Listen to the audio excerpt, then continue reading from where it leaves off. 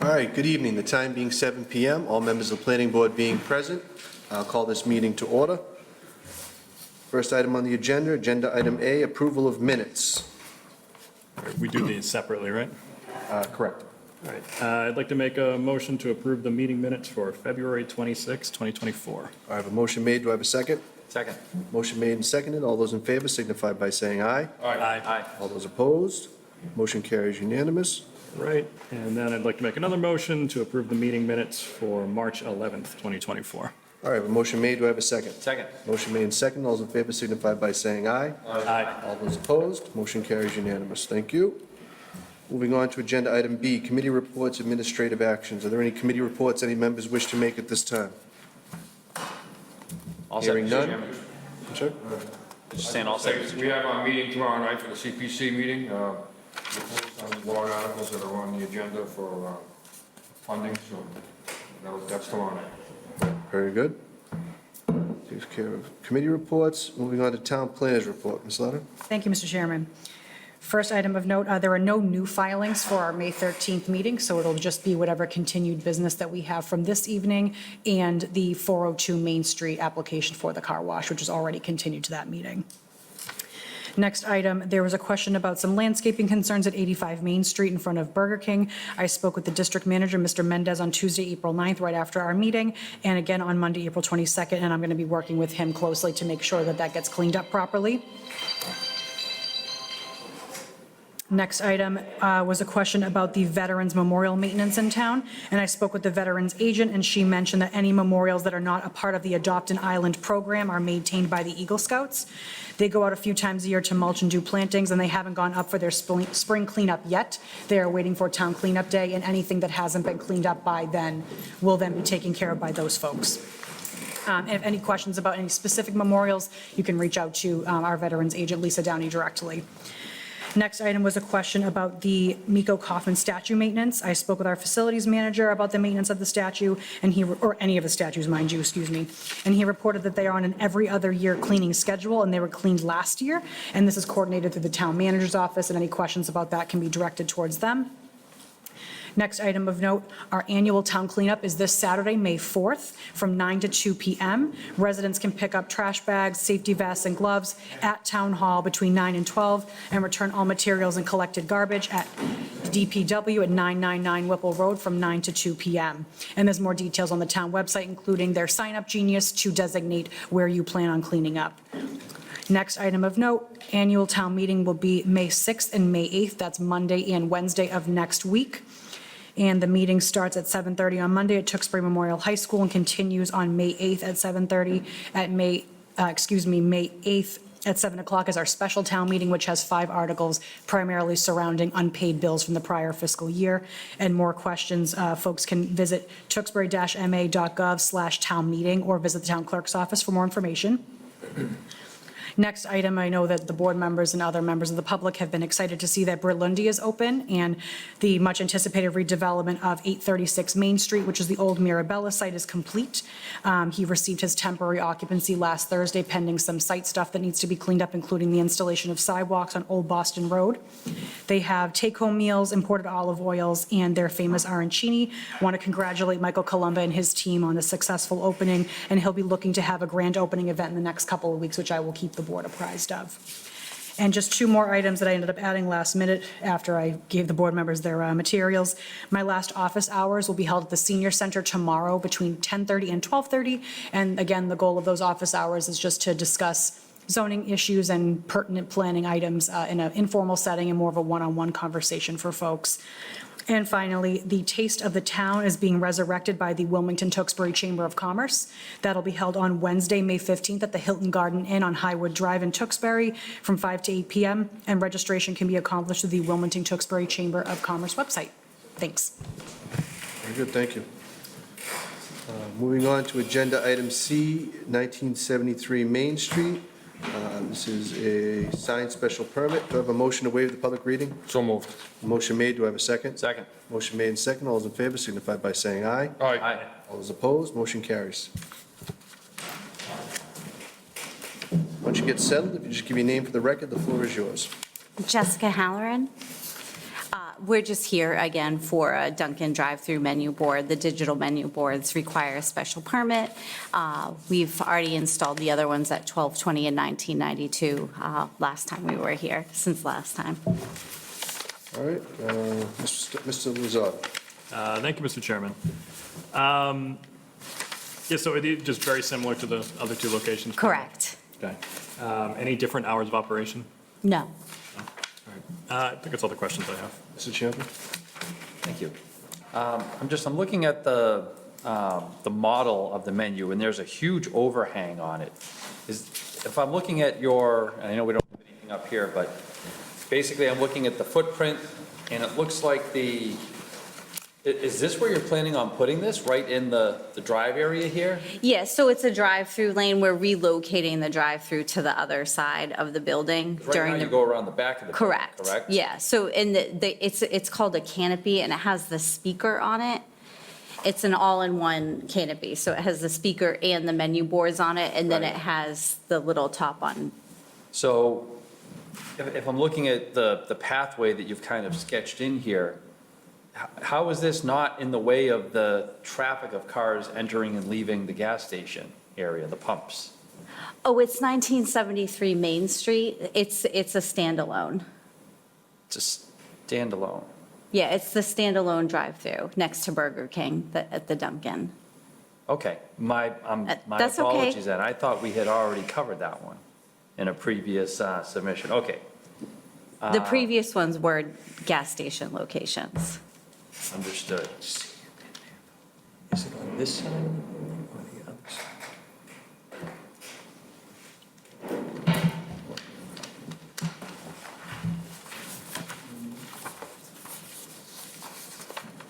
Okay, and the reason for the canopy? It's a Dunkin', that's their new digital menu board. And the reason is when Did we have people are canopies on ordering. the other two? What's that? Did we have canopies on the other two? I don't On remember the that. one at 1220, 1220 Main Street had a canopy on it. The one at 1992 is actually adhered to the building. I don't have that piece.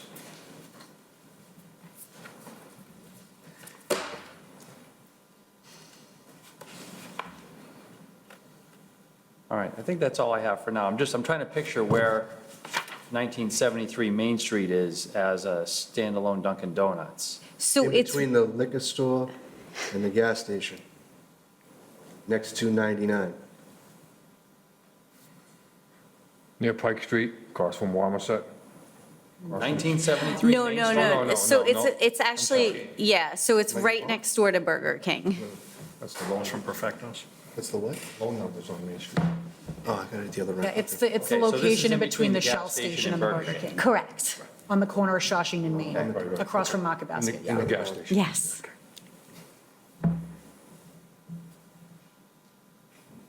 Okay, I have We good? nothing further. Mr. Duffy? Thank you, Mr. Chairman. I just have a couple of quick questions, what was the impetus, the reason for moving the signboards to basically the entrance side, the right side of the building as you're standing on Main Street? To make the drive-through stack more of a flow and so that doesn't get stacked up with parking.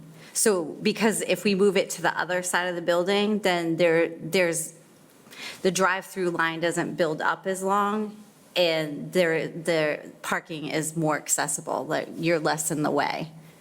It seems to me that it would want to back traffic more up towards Main Street.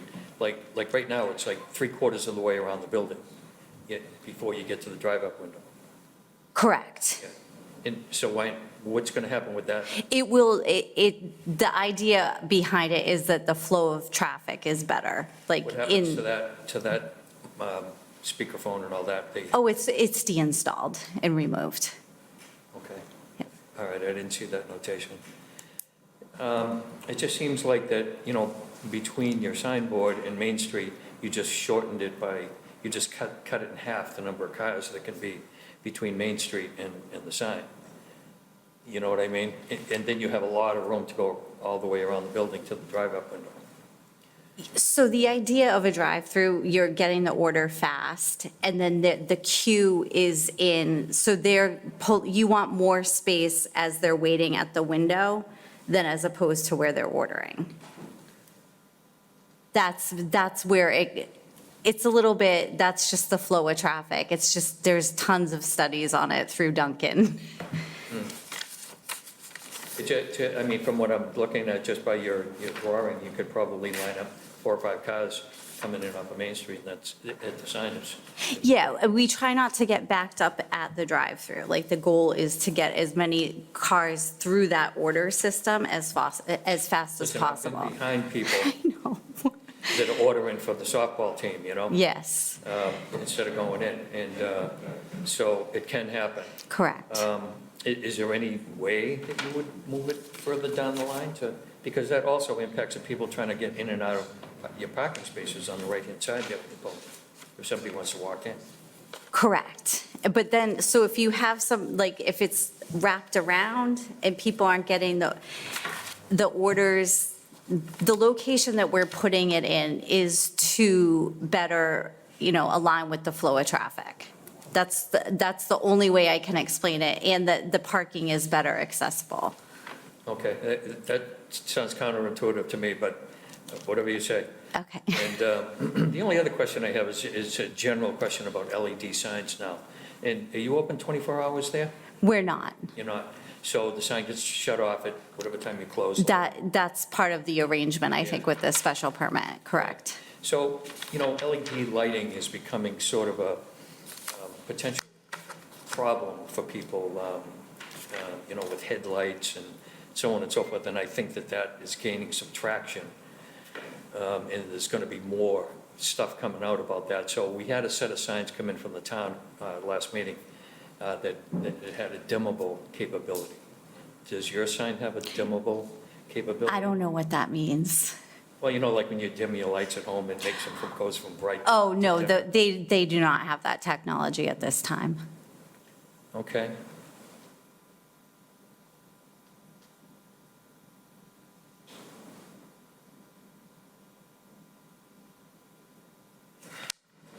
I have a little bit of a problem with both of those things, so we can talk a little bit more about it. Are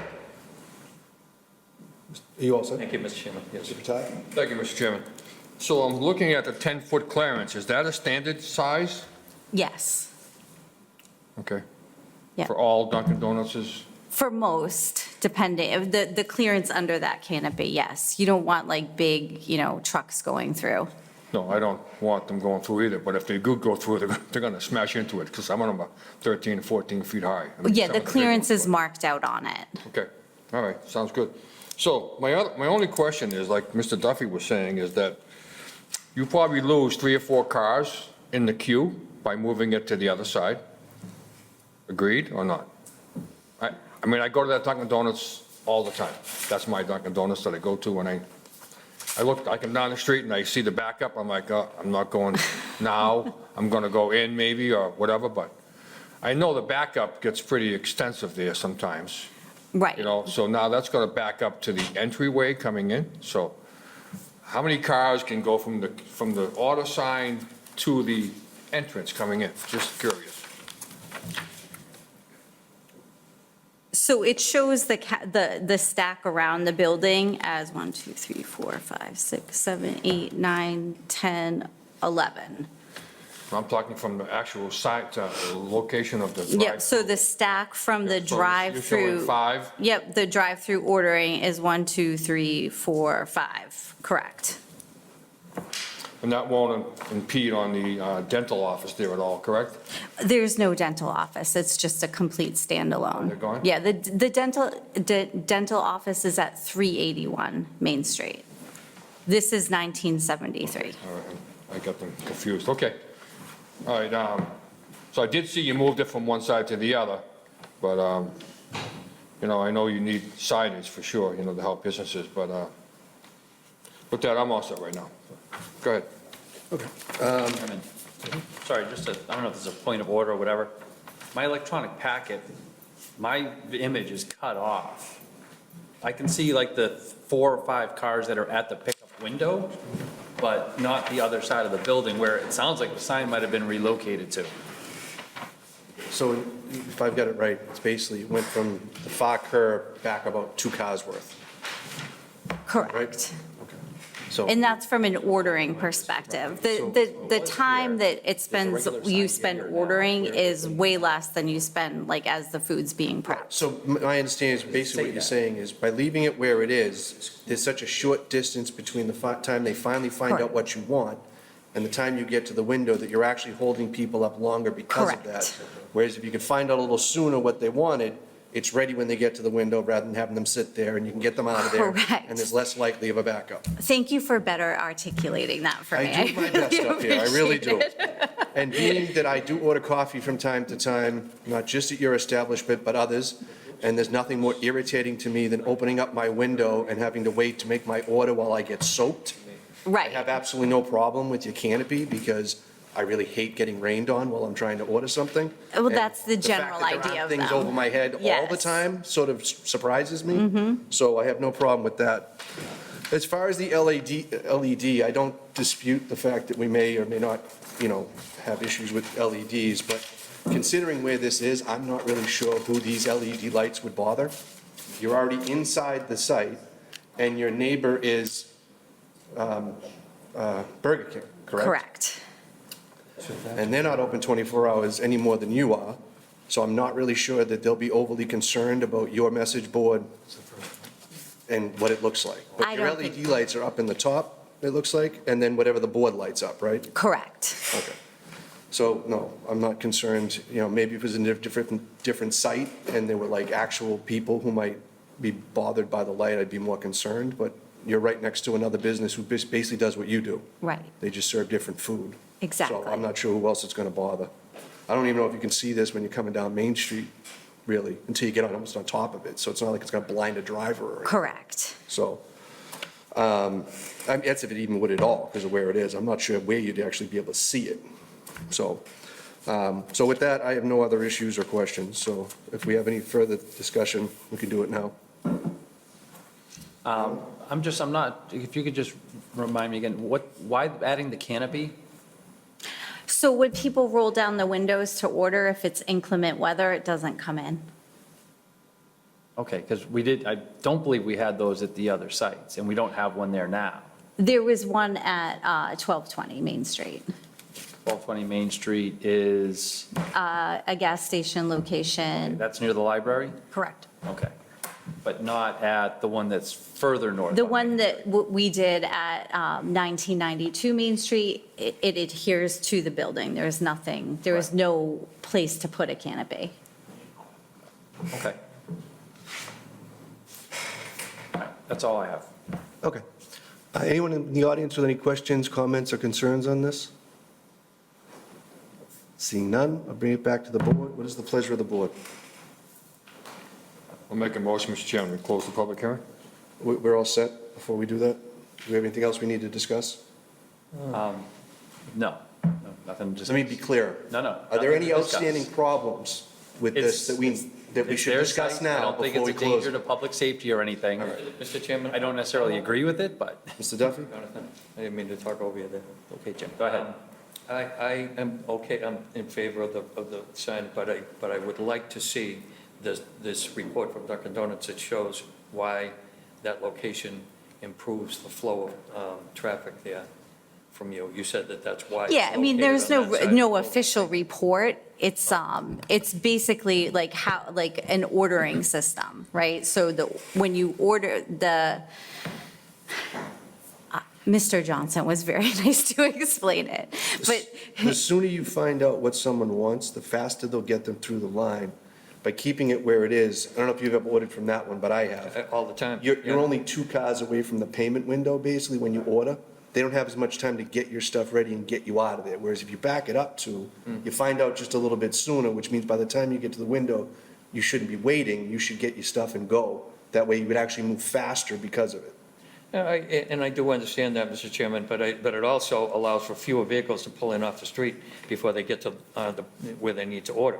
And I So- think it's probably right where it is right this minute is probably a pretty good location for it. All right, so then maybe to alleviate this to some degree, maybe, where's the line? We make it a condition that, oh, did I give it to you? Did I get it back? Oh, here it is. So, see where you have where in your map it says through? Right behind the last car? Even up to Yes. Even up to the top right-hand I was corner. gonna say on I was gonna say the arrow. So as of the arrow, they're gonna put in it, no queuing beyond this point. So, on the ground or a sign put in the ground next to it right there, so that they understand that, the cars, if you get to that point, if it's gonna be behind that, you're gonna have to park and go in.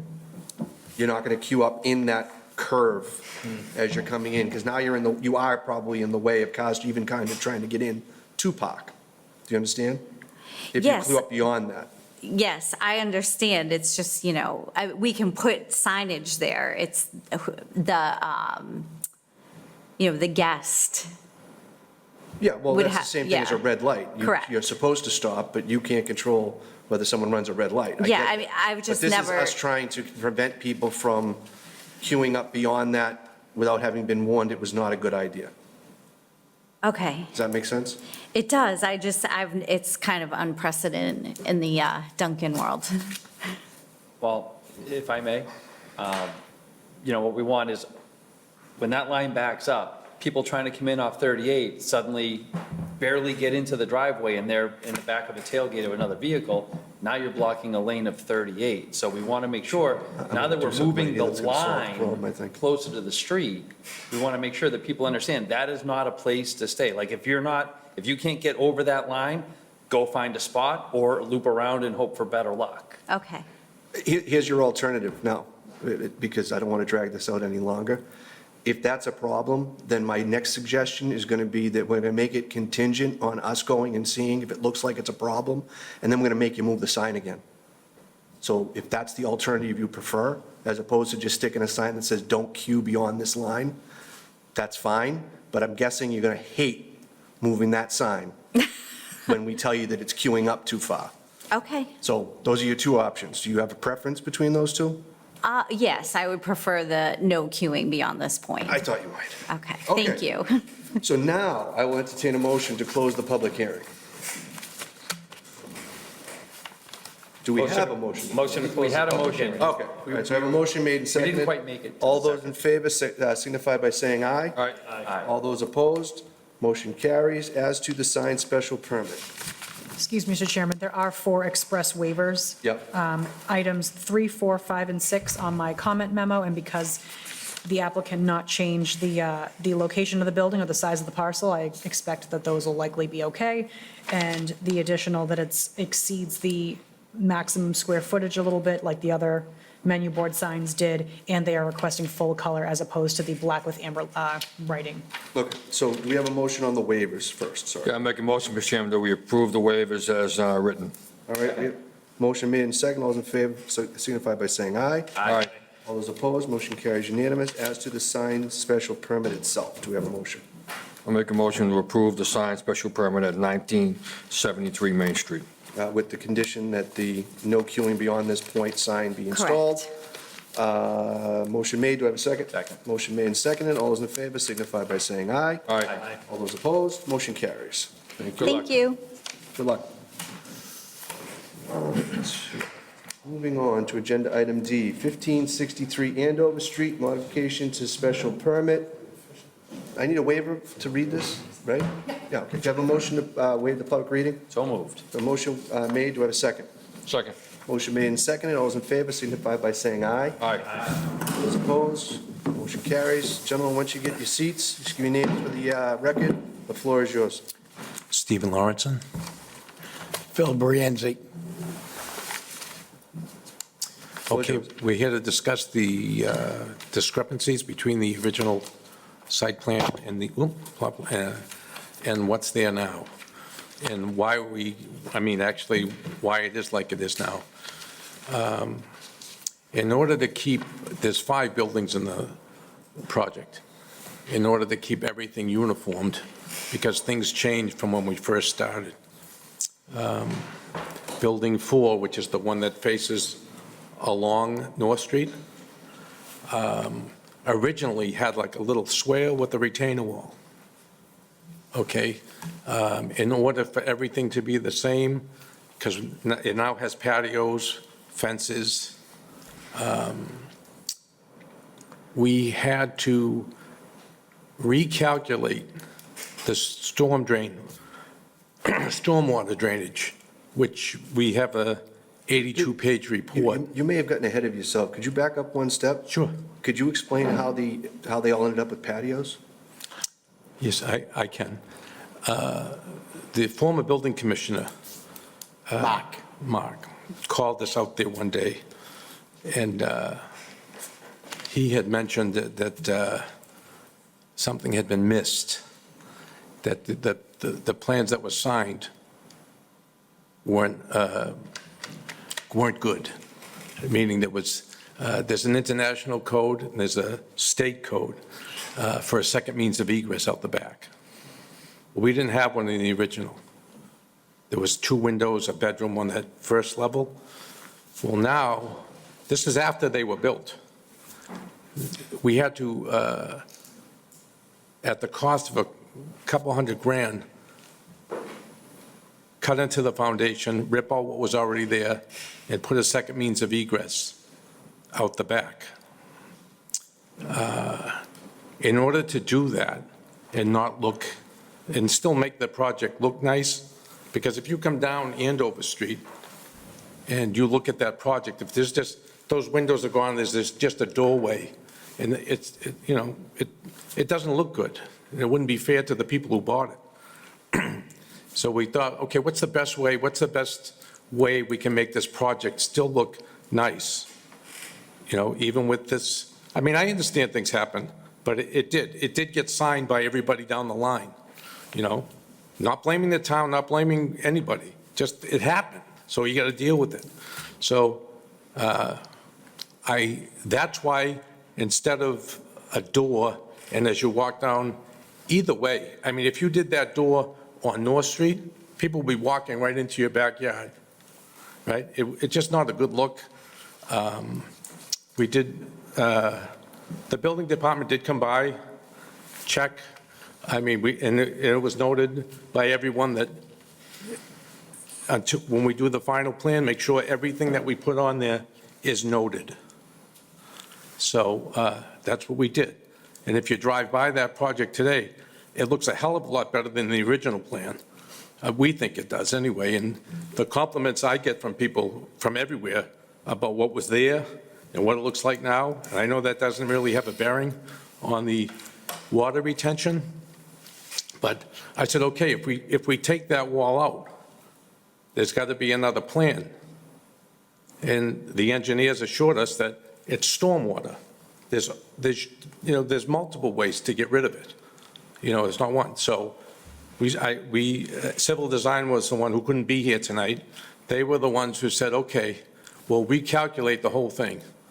And now, that way we can keep the patios, not affect the patios, because until we get the okay from DPW, we're obviously not going to do anything until they review it and their engineers tell us it's okay.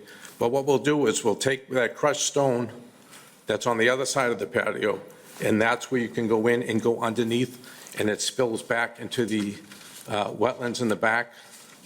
And it achieves the same thing that the retaining wall would have achieved. But it gives those people along there their own backyard, their private fence. When people are walking down North Street, they're not looking in at them. And it wasn't as big an issue when you couldn't actually, when there was no exit back there, out the back. But so we have a plan in place for the stormwater. And I guess it'll be deferred to DPW, and then we'll have to work with them to make sure that everybody's satisfied, and then we'll put that in. So. I guess what my confusion, you're here for a modification of the special permit. is there a particular reason, because obviously, you know, with the patios, the retaining wall, sidewalk change, the fence and whatnot, is there any reason why you didn't do this before you did those things? Is this just one of those, you know, ask for forgiveness and? No, it wasn't really an ask for forgiveness. It was just like, is this something that warrants a modification? And we would think it would for the drainage, because that's, I mean, when we do projects, it's like that's, it's not a buzzword, but stormwater is the big thing. It's everywhere now. Then everybody wants to make sure that that's taken care of. Fences, patios, I don't know. If it is a modification, yes, then it was missed. So who created this list? Following modifications to the original site plan are as follows. Patios added to the rear of each unit. The original wall along North Street that was intended as a buffer to the property line and sidewalks has been replaced with a fence to allow privacy for patios. Trees have been relocated to different areas within the property. Where'd that come from? Me. Okay. So you think they're modifications, right? Because you put Well, it on a sheet and sent it to us. I was told they were, so I'm not going to argue with it. I just, I don't know if you understand the history for this, but some of us up here do. In the amount of time we spent on this project before it got I've been approved. here since day one. All right, so it was enormous how long we took to get this done. So, you know, you could see where some of us up here would be concerned about changes after Sure. all the effort, time, and, you know, do this, don't do that kind of thing we went through. You know, so to some of us possibly, it does have a little bit of a feel of, you know, forgiveness, not permission. Yeah. So, but I'm getting ahead of It's, myself, I we guess. were caught up with the original change of plans, with the egresses and all that, and the expense. It was more or less like, how do we make this thing work now? And, you know, like I said, not an excuse for not coming from the modification, but it was definitely not survival, but pretty close to, let's keep this thing moving along. It's a very expensive project, and there was a lot of unexpected expenses in it. So the end result, I think, is worth it, but at the same time, totally understand your point, too. Okay. Did you have anything else, or was that it? No, I just, there are some trees on there that have to be changed around, but that changed when the patios changed. I mean, we understand that the amount of trees and all that are important, so not cutting out any trees, just planting them, and now it's going to be May, we can put those in kind of where we want. But, you know, and this is another thing that has no bearing on this, but it's, we would not have to disrupt the patios or fences or anything if we were to put in that drainage system. And a concern of mine, we have people living in hotels now for months, that the units are ready to go, but the outside is, this question is, what we wanted to do was be able to close on 4 of the units in Building 4, and Building 3 wouldn't close until everything, like trees and everything else, is conformed to. I just had to ask that because I get multiple calls a day from people that are just hanging in there. You know, their interest rates are going through the roof. They just yell all day long. And I know it's not the town's fault. I know it's not. It's, you know, it's part of the process, and sometimes you run into this stuff. But at the same time, we would like to see if we can do something to accommodate them in the event that they're not disrupted. If the DPW says, oh, yeah, it's okay, you know, we've worked it out and you can do this, then at least we know they're not going to be disrupted when they're in there. But the units themselves are ready to go, not Building 3, Building 4. And those people are, like I said, they're in hotels, they're ready to close. 3 of them are in hotels, 1 of them is with a relative, but I don't know. I just had to say it. I just felt like I had to say it. We'll start with Mr. Battaglia. Thank you, Mr. Chairman. You know, I was here with Mr. Johnson many a nights working on this program, on this project. Yes. And like you said, I'm not happy with the fact that you made these changes. Why didn't you come in front of us sooner? Not after the fact and have everything's done. Right. Again, I mean, I know you wanted to throw the blame on Mr. I'm not, that's my whole point, is not to blame him. It just happens. Okay. It just happens, and that was part of life. I don't blame anybody. I mean, we all make mistakes, it's okay. I'm just saying, why did you wait till everything's done rather than coming and say, hey, listen, this is an issue, we need a modification, can we look at this and look before now when everything is just about done? I mean, you didn't do the retaining wall, you put the Right. patios in, when Right. the plans were not for patios. 100%. I know you put a door in, which had to go, I guess, but again, why now versus 2 or 3 months ago when we could have resolved it then, rather than resolve it after the fact?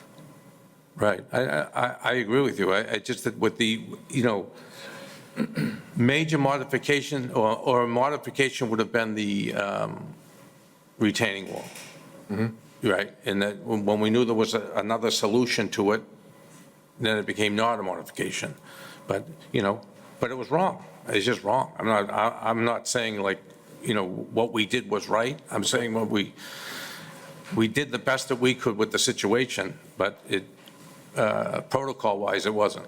And you're 100%. I would think that if you came in front of us, whoever was on the board at the time, whether it be these gentlemen or somebody else, and the prior, people, that we would have, come to an agreement and say, okay, listen, we can do this, this, and this. Yes, I get, And the yes. plans would have been the plans modified from the original plans that were approved.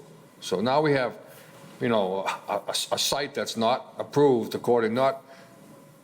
plans aren't according to the approved plans. or Sure.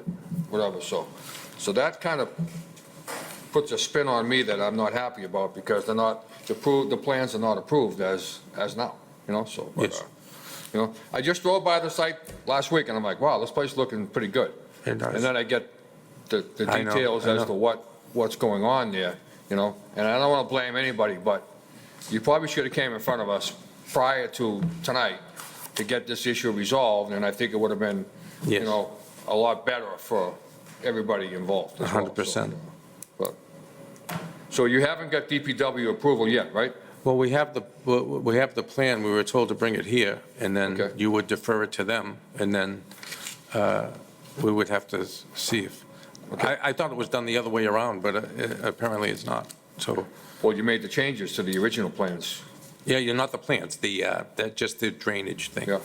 I just wanted to make sure that we had, well, before we came before you, at least like, what are you going to do? There's no wall there. What's your plan? And it'd be like, we have the plan, we don't know if it would have to get So if we said DPW. no 2 months ago, and then what would have happened? You would have to change them according to the original plans, I would think, so. We would have to rip out everything, yeah. We would have to, that's exactly what we'd have to do. That's more of an expense, but Yeah, it was. It with would that, be. I'm all set. Let my colleagues do a little speaking, and we'll see where it goes.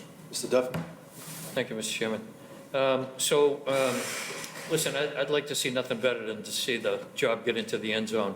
But there's definitely a couple of loose ends out there. DPW, drainage calcs. I think the patios personally are a great idea for the back of a condo. I think as a licensed construction supervisor though, somebody on that project should have known that you need 2 egress, whether you're talking about the IBC or the. You know what's crazy is that the gentleman, my God, he passed away since he did this project, but he's from New Hampshire. New Hampshire, you don't need the. Well, I believe you do, but that's okay, I'm not going to argue Well, with you. they follow the international, Water under the Massachusetts, bridge, water under the bridge. but Massachusetts has the separate one. That's what I'm saying. It has you can't get out of it in Massachusetts. You need that second. If the fire department lives in the place, you need that second means of egress. So, go ahead. So that being said, you created how many square feet of patio impervious surface, basically? They're all different sizes, depending on, Well, whatever it is, you're going to need to know what that number is to provide DPW. Yes. So that they. They did it. they did them. I've got we- the calculations already. Okay, good. So basically, I think, you know, we can't really, I can't do anything, you know. I think, if I understand the order right, I think if we're okay with what they've done and what they're presenting, you know, less wall or no wall in the patios, then it's, DPW will run the numbers to find out if the drainage works. So making it contingent upon the DPW's running the numbers and that they're accurate. Is that correct? Nearly. So they submitted revised drainage calculations to show that the additional impervious surface, again, has not been QC by DPW, but the engineer is purporting that the additional square footage from the patios can be accommodated in the existing system. However, what we don't have right now is the newly designed drainage pipe as the proposed fix to not having the retaining wall. The engineer had said if the town was okay with that, and I had mentioned that we will evaluate what's designed. We're not going to tell the engineer what to design. So we're waiting for that design to come through, and when it does, and it's a formally modified site plan, then I'll be able to give it to the DPW for further review, and they are expecting it. And then the only other issue is, of course, the plantings, you know, like why such a shortage on plantings? We ran out of good weather. That's why we only did that, and we talked to Alex. Whatever we need to plant, the weather's starting to change, and we'll add whatever needs to be added. But there was a little mix-up with the patios, and some of the utilities got old, so you couldn't put them there from the original plan. You know, gas pipes, stuff like that, and so. Even that, we've had applicants here before requesting permission to relocate, you know, approved landscape design because of utility Yes. conflicts. So, you know, They weren't, that wasn't a major, that was maybe one or two Yeah, on the side. I get it, but it was, if those are the two main points, approval from DPW on stormwater calcs to keep the water from running on North Street, yes. and they're okay with the removal of the retaining wall, and you get up to speed on the plantings and, you know, whatever other odds and ends you might have there, then I'm okay. Thank you, Mr. Chairman. Mr. Champlin? Thank you, Mr. Chairman. I've been on the board with these four gentlemen and Ms. Lauder for almost 2 years now, and I can see the difference between when the board has a lot of input in a plan and when someone just is dealing with things in a fairly practical way. And one of the things that jumps out at me right away is just, I tell you right now, I'm going to be very upfront with you, I cannot sign off on anything that doesn't take as much of the plantings from the original layout and put them back on what you submitted tonight. I don't want to hear we'll plant whatever we have to plant. What I want is I want a thoughtful, well laid out, here's where our utilities are, here's where our patios are, here's the plantings, we have to take out these ones because they interfere with this or that, the rest of it's going in. Sure. I gotta see that before I can sign off on this. Okay. Why did you remove the nice landscaped fingers that make those driveways look like nice little private home driveways? Now we just have kind of a 3-car parking lot in front of each unit. I know what you're saying, but we don't have the 3-car, we have like a little patio as they walk out instead of going on the pavement. I know what you're saying, but some of the levels, I mean, from building 1, from units 2 to 3, you got a different level. So we thought that was the best way to do it, and we just put the N ones instead. Okay, but you sat with the planning board for apparently a really long time. I didn't sit with the planning board. Well, I just. this gentleman sat with the planning board for a really long time. They hammered out a solution, and once you got on site, you just decided not to do it, is what I'm hearing. Or you felt in some other judgment that we should just do this other thing because it makes more sense. I mean, I'm sorry, but that's just not how this works. That's not what, you know, that's not why you come before us and we go through those hours and hours and hours and long nights. And we've had nights where we've been here till 11:30, hammering out these sorts of details. So, like, I need to see this stuff back in unless you can come in and demonstrate in a meaningful way why it had to come out. One other question, I think, and otherwise, obviously, I think my feelings are pretty clear on where we stand for tonight anyway. On building, sorry, the buildings aren't labeled on that one. Let me just double check on this one. Oh, I doubt they did that, no. On building 5, we have these very sort of narrow patios on the back of building 5. Then we have these larger patios on the backs of buildings 2, 3. Well, 2 is, again, kind of in between. But on some of the buildings, like 3 and 4, you have 3 and 4. And even building 1, you have some much more substantially sized patios. Five, that's the max where we could have went, because we're into conservation, so we couldn't go on conservation. But if what you did Yeah. on the first building with just the narrow patio satisfies the egress, why not just stick with that on all the Well- units and then conserve as much of the original approved plan as possible? Well, Building 1 starts off with almost 15 by 15. Then as it goes, the way it goes as a straight line because of the retaining wall, it got smaller. But all of them are basically all around 15 by 15, except Building 5, which is on conservation, which we couldn't go. We'd only go as far as conservation. As you can see, we had to put a retaining wall back there. Right, so building And 5, that's Unit what, about 4 5 is- feet deep off the, No. that's No, about what, 5 it's feet off the about back of the building? 10 feet. It's about 10 feet. You can still sit out there, and somebody can enjoy it. And Unit 4, Building 1 is the same, because with the retaining wall, it got down less and less and less. So building 2, they're a little bit deeper. Yes. Right, they're all the same width, right? We They're all have that. the width of the building. So in terms of depth, building 5 has the least depth, but you're telling me that's 10 feet? Yes. And then building 2 is the next shortest, It went next along, shallowest. it went along the And retaining then building wall. 1, because of the Yes. line, that gets a Yes. little bigger. And the same with Building 2, too. And then building 3, we have something that's almost Yeah. square. Yeah. And then same thing for building 4. So I guess what I'm trying to figure out is, you had a situation that arose, you needed to provide second means of egress. You've satisfied that with the 10-foot deep patio on the back of building 5, right? Yes. You have a satisfactory second means of egress for building 5. And you could have preserved more of the original plan that way. So why not just stick with that? If 10 feet was satisfactory, why not just stick with that at the other units? We had 15 behind Building 5, but when they measured, they said we approached on the conservation, so we had to cut it back. My So God. those were already done. He's asked the same question several times. Let me see if I can do a translation.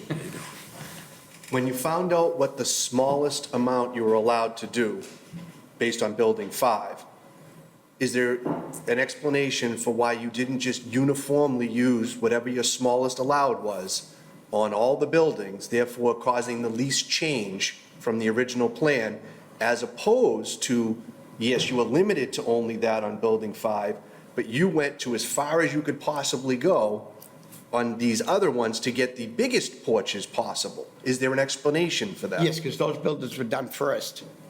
1 and 2 were done first. And then when we went to do 5, we did the 15, but civil design said we encroached on the wetlands, so we had to reduce it.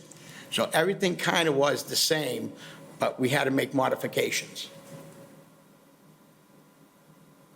Okay, I think that answers, I think that explains why I don't like this at all. I'm not sure what the solution is. I do understand the financial burdens and people living in hotels and interest rates and all of that. But 3 months ago, right, we could have been further along now than we are today because we're just starting our clock. And unfortunately, this needs the proper amount of attention. We can't, there's no quick fix to this, unfortunately. I mean, not in my opinion anyway, Mr. Chairman. Mr. Lazardi? Thank you, Mr. Chairman. Yeah, I wasn't here when we originally discussed this, but I do echo my colleagues' concerns that, if you had come here, prior to doing this, you'd probably get a much different reception. Looking at the landscaping plan here, I see a ton of plantings everywhere. Looking at a kind of photo on Google Maps right now, I don't see any of them. Sounds like we are planning on planting. Is there a plan that shows where we're going to be planting? Is it an equivalent number of There's a- trees? There's a landscape plan with it, yes. Okay, so is it this original landscape plan? It should be. Okay, and so none of these are in spots where there's now patios? Right. That would be correct. Okay. So you're planting all the trees in the locations from the original landscaping plan? Yeah, the amount of trees, yes, that's what. Okay, but Yes. the locations are going to be different? Yes, that's what. So is there a plan that details where the No, locations will be? not a new plan. Okay. I think I agree with Mr. Champa in this. I would like to, again, I would like to see that plan. Looks like we put a lot of, time into this. And it's just tough to kind of figure out what this is going to be without that. And that's all I have. Okay. One more comment, Mr. Chairman, if I could. I think the building code only requires, how high, if you step out that second egress, like, how much of a step down to the ground is it there? It's like 7, 8 inches. Couple inches? Yeah. Yeah, so, I mean, probably nothing was required there from a building code, and I don't mean to speak for the building No, inspector. exactly. But, other than maybe just a 3-by-3 little landing or something, to wipe your feet on or whatever. Patios, at least in my judgment, probably weren't required at all. And it probably seems to be more of an amenity for the units than, like an attempt to, circumvent something, at least in my mind. And I think it's a nice amenity for, to have a little backyard to give the people that have those units, a little space. But that being said, obviously, woulda, shoulda, coulda. And I guess we should, wait to see how DPW responds and, and keep going on your plantings. The drainage thing seems to be a fairly simple solution. Not to speak for them, but it seems like it's something that should be easily worked out. And I hope to be able to, see you back here with those things taken care of. Another thing too, is the invasive plant there that I read about. Can you tell me a little bit about that? That was supposed to be eradicated in the, We did it, I'm not too sure who the first guy was at the, but we had the machines reach in there, take it, we took a dumpster and a half out of there and Yeah. put it only in a dumpster, and he was very happy, and they came back. who was very happy?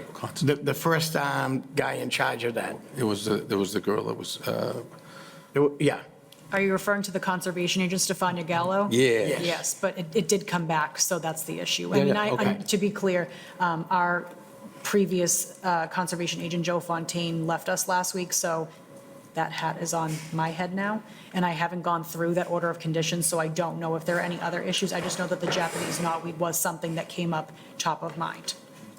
I'm wondering if that's something that might need some like annual treatment or something in there to kind of, keep it down. Because I know I had some, I don't know what it is, but it's something growing in the woods behind my house that will take over everything. We do the same thing that we did the first time and remove it, and I don't know what the solution is for permanent, but That's I mean, probably one more we- thing they put on your list of things to do in my. that's already on it. we've already done it once, and it came back. I mean, the lady or whoever the first person was very happy at what we did. But you clearly can't drive your machines on the conservation. She didn't want none of that. Right, She didn't want none of the machines Okay. on the conservation. All right, so there's got to be some kind of middle ground there between. I mean, I can have a landscaper try to Conservation cut it out, pull them out, and do the best he can, but I'm not going to guarantee that they're not going to come back. I mean, like you said, you got them, they came back yourself, so. Well, I mean, other than the fact that that's on the approved Yes. prior landscape plan, so, that's probably a little bit of a gray area that needs to be addressed by you guys, I would think. Sure. Some type of proposal to keep that at bay. Thank you, Mr. Chairman. So at the beginning, I was sort of a little irritated. My level of irritation has grown the longer I've sat here. Mr. Lazardi pulled up the old landscaping plan, and it refreshed my memory again, because we worked on this for a very long time. And those plantings and the trees and whatnot, they weren't put there by accident. This sits on the corner of North Street and 133. We made a big deal about how it looks. Yes. So these changes, now, for example, as has been pointed out, by Mr. Champa, the size of the patios is what's preventing you from putting in some of these plantings now, because you chose to put the patios at the size you did.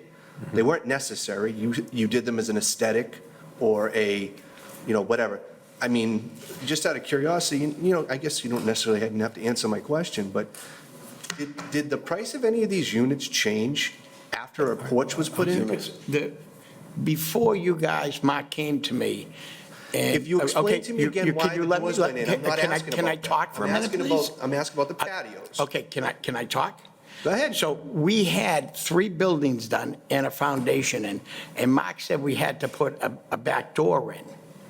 I mean, and then he didn't have a problem for us putting a patio either. Again, that's the building inspector. Right. We're the ones who gave you the Okay. permit and told you what it was supposed to look like. He tells you what it's supposed to be as far as code. When you found out there was a code problem, the time to come here and ask about these things, because then you would have found out that the building in the back only allowed you 10 feet, and more than likely, one of the things somebody up here would have said is, well, then they should all be uniform and be 10 feet, at which point it would have left a lot more space in some of these places for the plantings you've now told us you can't do, but you can't do because you did something else. So you leave us trying to okay the things you did after the fact. So we're going to stop saying that this isn't about asking forgiveness as opposed to permission. It's exactly what it is. Because what you did here, they're not even uniform to each other, these porches. You've got another one over here that changes because of the angle. So you knew you were doing things all different sizes, so you could have done them so that everybody had the same type of porch. I started to ask a question, I don't know if I heard an answer. Did the price for these units change once people got patios? When the units were already sold before we even put the patios in, and that was part of the issue with the people that had already bought them. Okay. They wanted a little privacy. Yeah. So, I mean, they were all under agreement. 15 were under agreement before the patios even started to go in. When you say they wanted, so when they saw what the original plan was, what privacy were they missing at that time when they signed Well, up they had for a it without a window there. patio? A window not the size of a big door. And I mean, people are walking by North Street, people are walking by And the Andover Street. patio provides them privacy how? No, the fences do. Right? The fences So provide them if the privacy. patio were 10 feet consistently around the entire complex, like it is on Building 5, and there was a fence in front of it, would that have provided the privacy, Yes, and it yet would. everything would have been uniform, Yes, it correct? Okay. Because, I mean, I know this is where the difference between, excuse and explanation, whether we're, like, for example, when you bring in a guy from New Hampshire to do the job, and then you try to say, but the guy from New Hampshire didn't know about the mass rules. Oh, I'm Whose not fault saying- is that? You know what I mean? Like, if you're 100%. gonna have him do a mass project, what should he know? Right. Mass rules. I don't care where he lives. Right, I know. You know what I mean? Like, but you understand my irritation? I do, Because I it do. sounds like an excuse, but maybe it's an explanation. Either way, doesn't matter to me at this point. This has to be dealt with. But you've made changes here that change what we okay. And we went through a lot of work for this to look a certain way. I want to know, and I think this is Mr. Champa's thing, is I don't want to just be told that you're going to give me the same, not me, give us the same number of trees. It mattered where they were originally. How are you fixing the problem of why they can't be there anymore, if that's what you're saying? What's the fix for that? Just sticking the trees in the back somewhere didn't do what we wanted the trees to do in the first place. So I don't care much that makes there's sense, yeah. 15 trees. I cared where the 15 trees were. So now those 15 trees can't go where they belong. And, I want to know how that's being solved, or what is a fix for that? So a new landscaping plan that explains to us what it's going to look like now, taking into account the things you can't do anymore, and whether we're okay with that. That matters. obviously, you don't have room for the wall anymore. So now you need to do, the drainage, and then you got to send the numbers and get them, confirmed. If the numbers work out as far as the drainage stuff, I don't have that big of a problem. But I think, and Mr. Lazardi had the picture up here again, I'm not sure he got an answer when Mr. Champa asked, because it sounded like he started talking about the porches again. When he asked about the fingers on the inside parking lot that were there, the little islands that were landscaped, they're gone. Why? The patios have absolutely nothing to do with that. Did your internal parking change somehow? No. Or you just No. didn't feel like doing it because it was gonna cost money, and you had to spend money on the patios, so you cut it someplace, and the place you cut it was another one of the design features we asked for. So this is why my irritation level has gone from slightly irritated to super irritated now. Because again, if I was inclined, and I'm typically the most inclined here to get to yes, and I'm pretty ticked off at this point, because this isn't what we okayed. We're being thrown something and said, can you fix this for us? I'm not fixing it.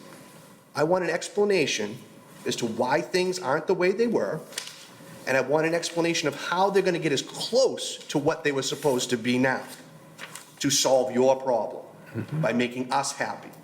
Because right now, at least I'm very unhappy. I won't speak for the rest of the members of the board, but I didn't hear a lot of happiness up here. I hear a little bit of resignation, but not happiness. So, and I'm super irritated. So there's your range, okay? So the internal part, there is actually no explanation for that, correct? There is no reason No, why those there things isn't. were removed, No. other than maybe the one I just gave. So that's a problem. This place was a huge lift for us to get done. And we asked for the things we asked for, not just because we were throwing stuff against the wall. We wanted what we wanted. In return, you got what you asked for, which was to be able to build this thing. So now we don't have a whole bunch of what we asked for, and you still have buildings. Now you're asking us to okay selling some of them to alleviate your own concerns while we deal with this problem. Again, we've done this other places, allow certain units to be sold, but not all. That's fine. I get the ask. But I don't see a bone being thrown to us with all the stuff that's missing. It's just, we did it. That's kind of the answer. And that makes me very unhappy right now. So, again, I won't speak for the rest of the members of the board, but I can say for myself, there's absolutely no way I'm voting on this tonight to okay this. I want to see an explanation about the things we've asked about. I want to see a plan that explains what you're going to do here to alleviate what didn't happen before. I'd like to see some pictures as to what this looks like, real pictures. Like, I don't want renderings of what we think it kind of sort of, I want you to go out and take pictures from the Andover side and the North Street side of what people see from the outside, which is what we cared about and what they're looking at right now. Because I want to match that up when I see your landscaping plan in my mind as to what that then is going to look like. Okay? If I don't get that stuff, I'm never going to be happy, okay? You may get other people on here to be happy, but I'm super ticked off with what was put in here tonight and what I was told here tonight. So, you aren't going to get me on board with this unless we get a lot more information than what we've gotten so far. Information we should have gotten months ago. And we wouldn't be having a problem where you couldn't sell units, because we would have solved this problem for you ages ago, and you wouldn't be held up with occupancies or anything like that, because it would have been solved before you were done building.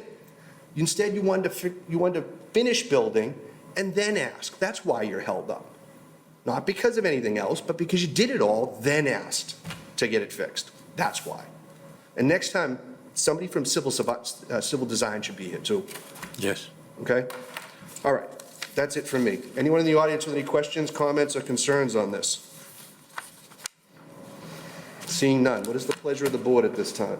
So how much time are you going to need to do all the stuff we're asking? It would depend on the DPW, and it would depend on a landscape architect. 2 weeks? 2 weeks or longer? 2 weeks. I think it can be done in 2 weeks. I mean, I don't have confidence to say that about DPW, because I don't know their Yeah. workload right now, but on our end, yes.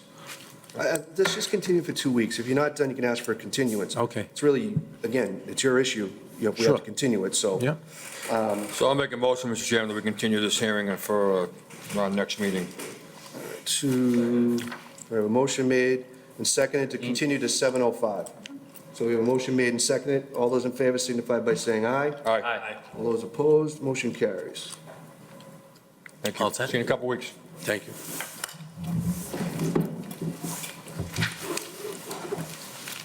Moving on to agenda item E, 910 Andover Street. Site plan review, land disturbance permit, continue from our 3:25 meeting.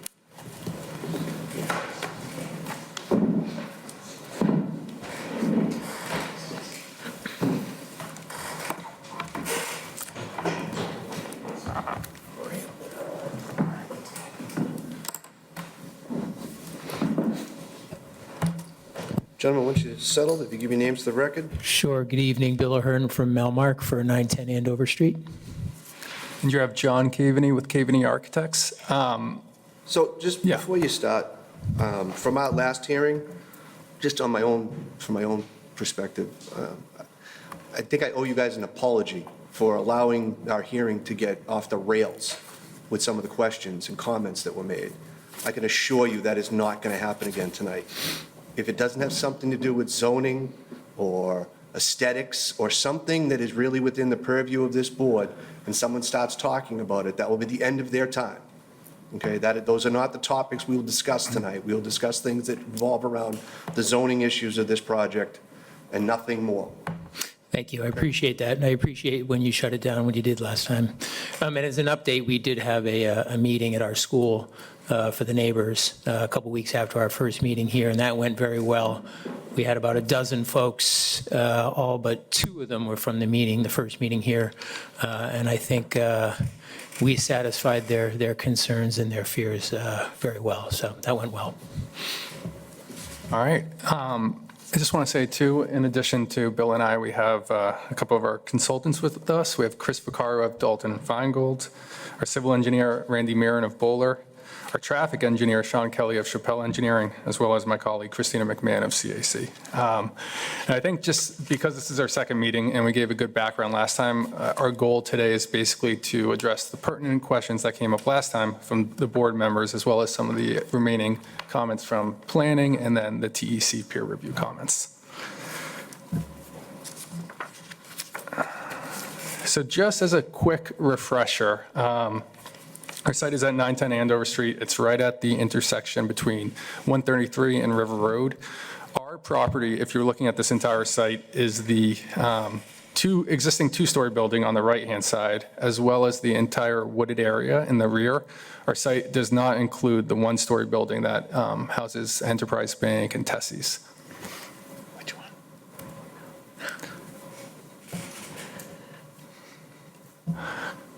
All right, and just a brief overview again on the scope of the project. So our main, I guess, there's a couple different elements, but we have the 2-story building.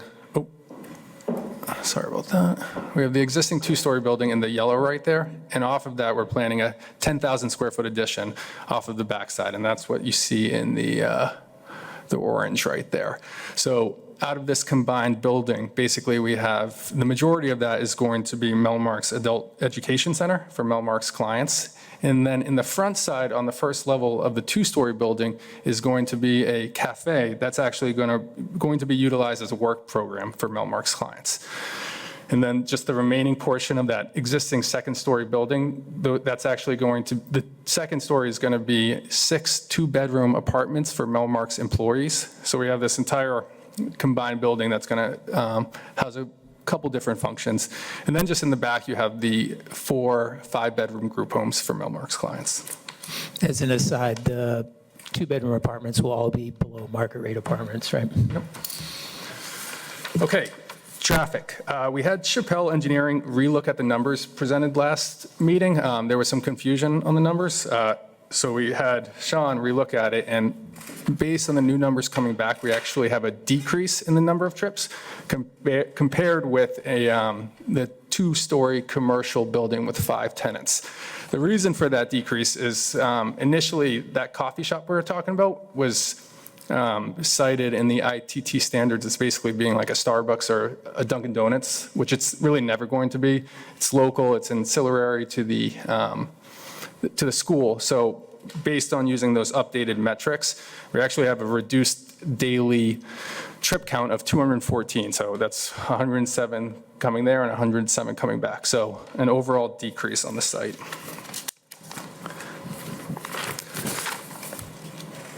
I'm sorry, it's It's got to be a connection. let me Oh, there you go. well. Let's see if that works. Basically, what we're showing right here is some of the comments that came up last time were specifically related to the, These are the views from Merrimack Meadows that were requested, and I think we addressed also the concerns with these by putting up a fence as well as some tree plantings along that fence.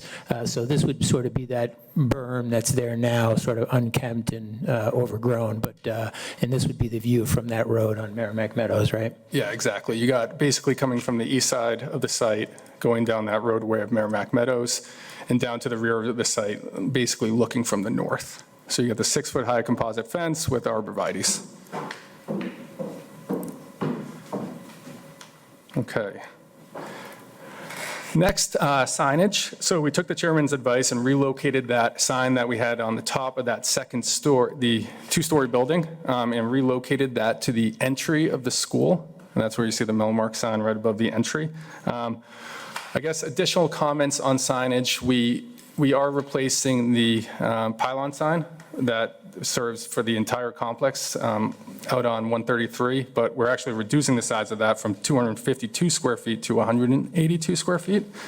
We are proposing, this is basically a monument wayfinding sign that in essence is going to help people find their way towards the rear of the site. Some of the difficulties we're encountering with this site is the uniqueness of, I guess, the overall layout, the buildings being farther back from the street, as well as the multiple different uses.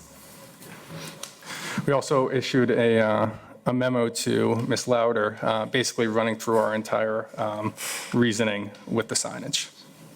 Additionally, some additional items that we incorporated that were brought up last meeting were incorporating EV-ready spaces, bicycle parking, additional sidewalks and crosswalks. You can see that in that bottom right there. And even reduced height of the light poles to more of a street lamp type situation. We provided an updated memo to Ms. Lauder regarding the Dover Amendment exemption, specifically concerning some of the dimensional relief that we were aiming for.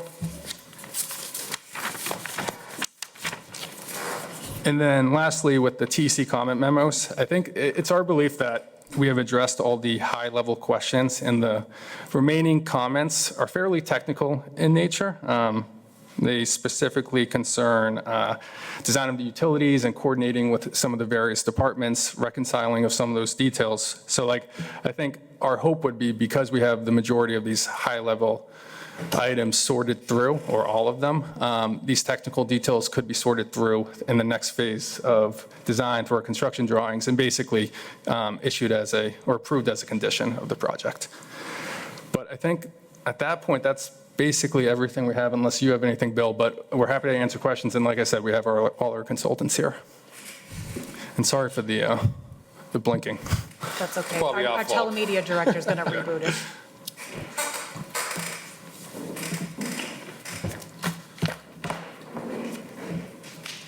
You're all set? Yeah. Okay. We'll start with Mr. Champ. Thank you, Mr. Chairman. Couple of things. I like the improvements of the fence and the arborvitaes. I'm assuming that was with the neighbor input from your outreach meeting, so I really do like seeing that back and forth of trying to satisfy neighborhood concerns and whatnot. I know there were some concerns that were brought up last time that will be entirely out of your control. I wanted to ask about I'm not really sure what the word is, but these turnouts as you approach the various buildings, the radius of that is fairly narrow. And I guess my concern is the stop bar on the ground with the lettering stop, are people really going to see that before they're already, I mean, this is going to be a fairly quiet neighborhood type of feel.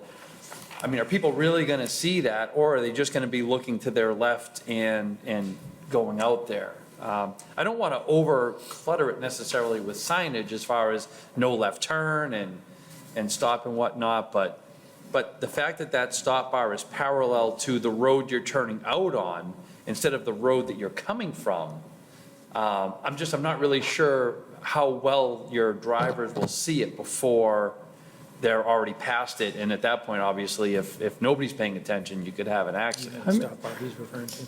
Yeah, I think basically the stop coming right out of the Right out of these little drop off. turnouts, yes. I think, and Randy can opine on this more, but I think the thought is basically this is for drop off and of clients, and so the people that are going to be performing these drop offs basically are going to be doing it on almost a daily basis. So they're going to have a very good understanding of this. It's not really that you're going to have people that aren't familiar with the site performing this. I don't know if you have anything to add, Randy. Hi, folks. Oh, so, yeah, and just Randy Byron with Bowler, just to add on to what John had said. So the widths of those drop-off areas are 12 feet, so it's half of the width of a 24-foot wide drive aisle, which is the drive aisle that circulates around the entire, kind of that ring road that circulates around the facility. And in addition to the stop lettering, there's also a stop sign. So somebody would see an actual stop sign. It's not shown on the rendering in front of you, but it is shown on our plans. There's also a stop sign there. Okay, I didn't pick up on that. Clarification, just for when, because I'm confused, but these outer buildings, they're residents, you said, right? Yep. They're people who would be living there overnight. Correct. Why are they being dropped off? They're being dropped, it would be the non-residents coming to the day program, the 30. Big building. Into the big building, yeah. Oh, but you're saying, why would residents be dropped off at these houses? It's more if they're, Coming back from something? yeah, coming back from something, going somewhere. It's, Sorry, go yeah. ahead. Okay. I do see you have proposed stop and do not enter markings, but again, the stop sign is to your left, and if I'm driving this way, I need to have that stop sign in front of me, not sort of in my blind spot. And that's kind of where I'm going with this is, and again, I'm only going by the plans, like I don't have somewhere I can go to get in my car and map this out, but Yeah. I feel like people coming out of those turnouts, especially the one where you're coming from the left, that's going to be, kind of a blind spot looking back to your right there. You're not really going to see very well what's coming. So I guess I'm just, I'm not really entirely sure what the solution is, and again, I do get that the people driving in here are probably pretty familiar, but every once in a while, you get somebody who's new or is unfamiliar, or is in a rush, or is Yeah. frazzled, or, they're trying to get their seatbelt on and their phone's ringing at the same time maybe, and I'm just not entirely sure that all of that accomplishes what it is supposed to accomplish. The stop bar, the sign, the do not enter, the no left turn or whatever. I'm just not really sure it does what it's supposed to do in this configuration. Would you be looking for like just a stop sign instead, or is that? Well, I guess what I want to see is I'd like to see that the stop signage and all of that verbiage is in front of me in the direction I'm going, not to my left after I'm already there on top of it. Yeah. So I don't know if that means, it looks like the stop sign is over on the left, maybe move those over to the right on the building side of some of the turnouts. Yeah, I mean, This is also a driveway. They're going to be proceeding at residential driveway speed, right? yeah. Yeah, I mean, I think all your concerns are valid. We've really just been approaching this as really almost like a residential driveway, even though it is a 5-bedroom group home, but it's like, that's how we've sort of been approaching these drop-offs here.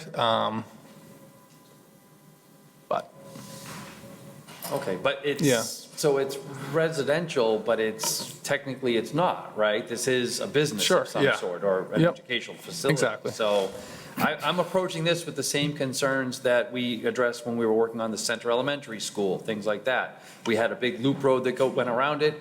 We wanted to make sure that everybody could get in and out of the road and had good visibility, and all the signage worked and whatnot, so yeah. I'm just not entirely sure. I mean, I appreciate that you're doing it, I'm just not entirely sure that it works. I don't know what the solution is, I'm not a civil engineer, but basically, I feel like if I'm coming through there, I could practically, if I'm dropping somebody off, I feel like I would probably park as close to the building as possible, which means I'm probably on top of it, which means I'm not going to see it as I restart and go to turn out. So that's my concern on the driveways and whatnot. Yep. On the signage, let's see here. So we have the Melmark Monument sign. I would like to see that be at a compliant size. I'm not sure why it needs to be larger than, and this is something I ask of everybody that comes in here with sign permit. I would like to see a compliant sign and see what that looks like, so that we can decide if it's adequate or inadequate versus what you're proposing. Because right now, all I have is what you're proposing looks like it's pretty big for where it is. We have the pylon sign in the front. People already know it's Melmark per your own description. Everybody knows where this is. They're going to be in and out of here every day. Yeah. So Why the big sign? So it's a good point that you bring up. There's a couple of different points here, and this is what we had laid out in the memo to Ms. Louder. But typically, when you have a single property, you're only allowed for a single pylon sign or monument sign, basically one or the other. In our situation here, due to, I guess, the setback of the buildings, but also this school kind of being all the way around the corner, I understand your point that people understand it's Melmark, but once you get onto the site, wayfinding becomes a little bit difficult. So in lieu of a wall sign, which basically our argument in the memo is that we're reducing the overall signage amount substantially from what it would be right now with all these different tenants. But we're basically asking for a little bit of leniency due to the uniqueness of the site and wayfinding. So but that monument sign right there, if we just take the standard kind of allowable measurements from the bylaws for monument signs, we do meet that. So that sign is 50 square feet or less? So that's. Excuse me, Mr. Champa, it's freestanding pylon signs are a maximum of 50 square feet, monument signs are allowed to be 60. Okay, thank you. Yes. So that sign is 60 feet or less? Yeah, we are at.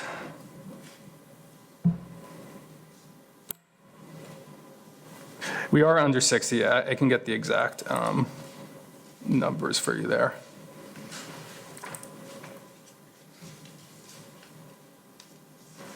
So if we go 36 square feet. So it's 108 inches wide by 48 inches tall.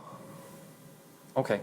The rendering might be a little bit Then the rendering is off, but that's. maybe just because it's in the foreground, exactly. it looks bigger, because So- it looks like it's half the size of the atrium.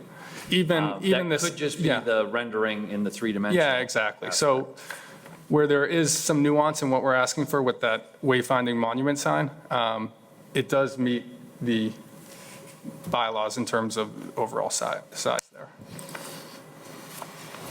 Okay, and I understand, so the current multi-tenant sign out front is 252 square feet, which obviously is far too big for what our current bylaw is. 50 square feet probably seems a little on the small side for the number of tenants and the goings-on here.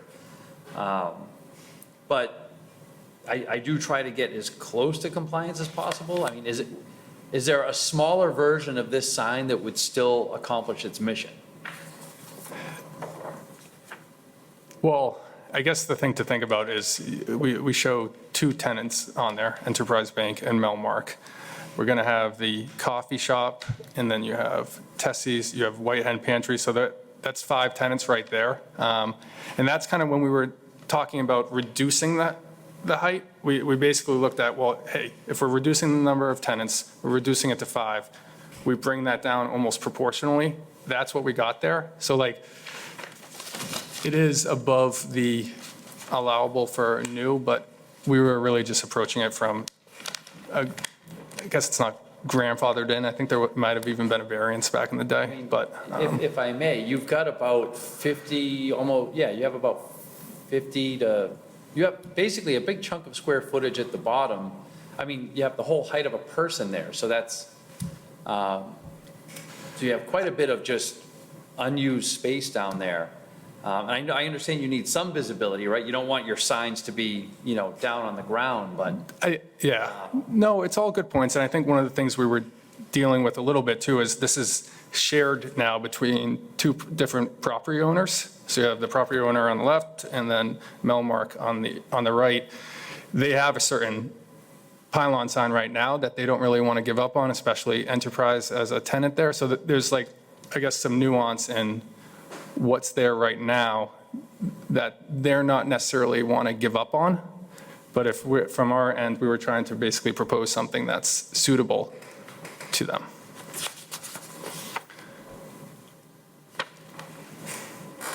Okay. I guess not entirely sold on it. I mean, the old sign was 252, the new bylaw is 50. Like, I'd love to see something in the 150-foot range if that still works.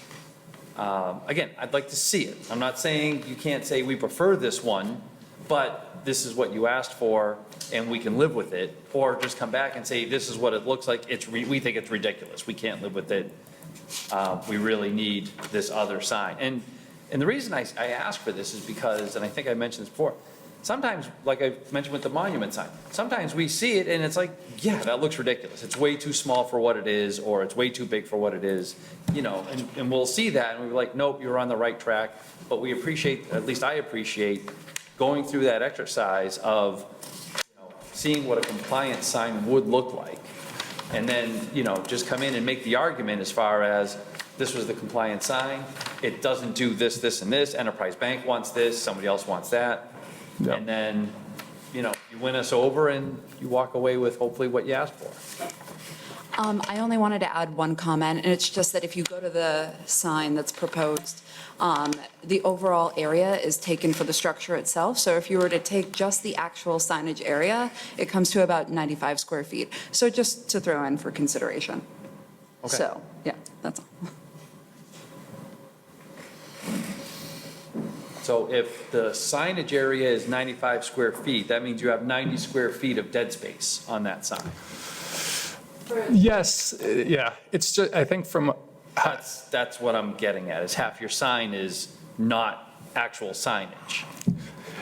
the only counterpoint I would put towards that is, I think we thought a heavy base here was adequate. An alternative could be that basically you do a post typical of a pylon sign that goes up there, but we just thought that this heavy base kind of fit in with the rest of the, Well, aesthetically, it's nicer Aesthetic. than just a post, right? yeah, so like, that's how we were basically weighing this a little bit in terms of what does this sign look like? What's the overall size? Well, and, I mean, we're all about the aesthetics. That's why I say, if you bring us the 2 versions and say this one really looks better, we hope you agree.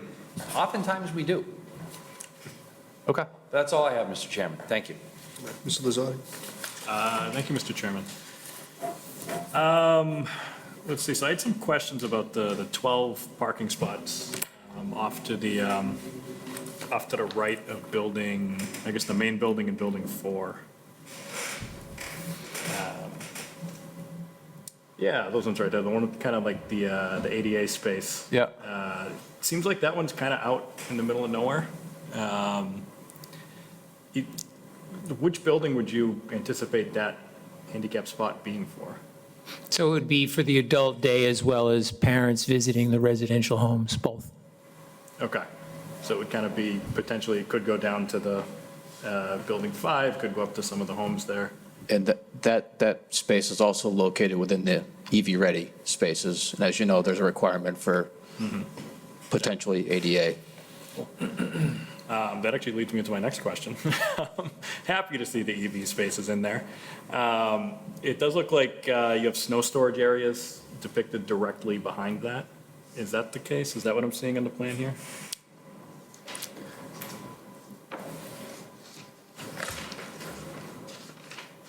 Randy, if you point me to the spot of the snow storage, I can.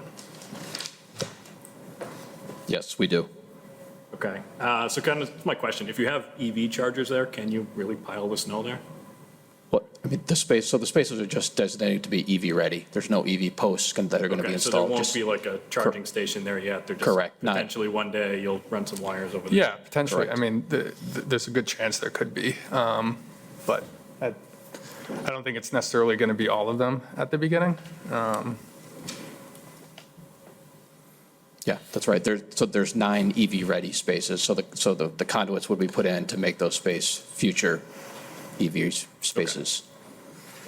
Now, Randy, is that the entirety of the snow storage, that area right there? No, there's lots of other areas where snow storage are being provided, I mean, all throughout the site, in the back of the site, not just that one area. And I know that there was a requirement, like there's a zoning requirement to provide a certain amount of area, and we did meet that. We did meet that requirement. Great. That's fine. And then, I'm starting to get concerned that it's a subliminal message that you have that's flashing. Something I'm going to go want to buy after this or something, I'm not sure what. and then, kind of just on the sign again, if you agree, it's nice to see the compliant designs. I do tend to think if you stuck that up on poles, it would not look anywhere near as good as it does in your render there. So I think I'm aligned with you, but would appreciate kind of seeing, what a compliant model would look like. And yeah, that's all my questions. Mr. Dunn. Thank you, Mr. Chairman. Thank you for addressing the concerns we had at our previous meeting. It looks like you've added an ADA ramp to the sidewalk, a crosswalk from the parking area over and towards the residential campus area. Now, the pylon sign that's being replaced, that's a replacement, that's a remove and replace in the same location. Exactly. Yeah. So, I mean, I'm coming up with something in the neighborhood of 180-something square feet on that, 184.5 square feet. So we have the existing signage square foot as 252 square feet, and the new proposed at 185. Okay. All right, so I was off by a half a square foot. So is the 185 not in compliance, or? So it's not in compliance with the new bylaws, but how we're approaching this was from a grandfathered standpoint and basically reducing the size. And I think the main point is that dead area that we're talking about. A lot of pylon signs don't have that, but we're including that dead area in the overall square footage, which is increasing the size of it, but we think from an aesthetic standpoint, it's advantageous. It looks to me like it'll be a substantial improvement towards that, for sure. And it gives some room for expansion for the other businesses in the area, so Yep. I think would be pretty okay with that.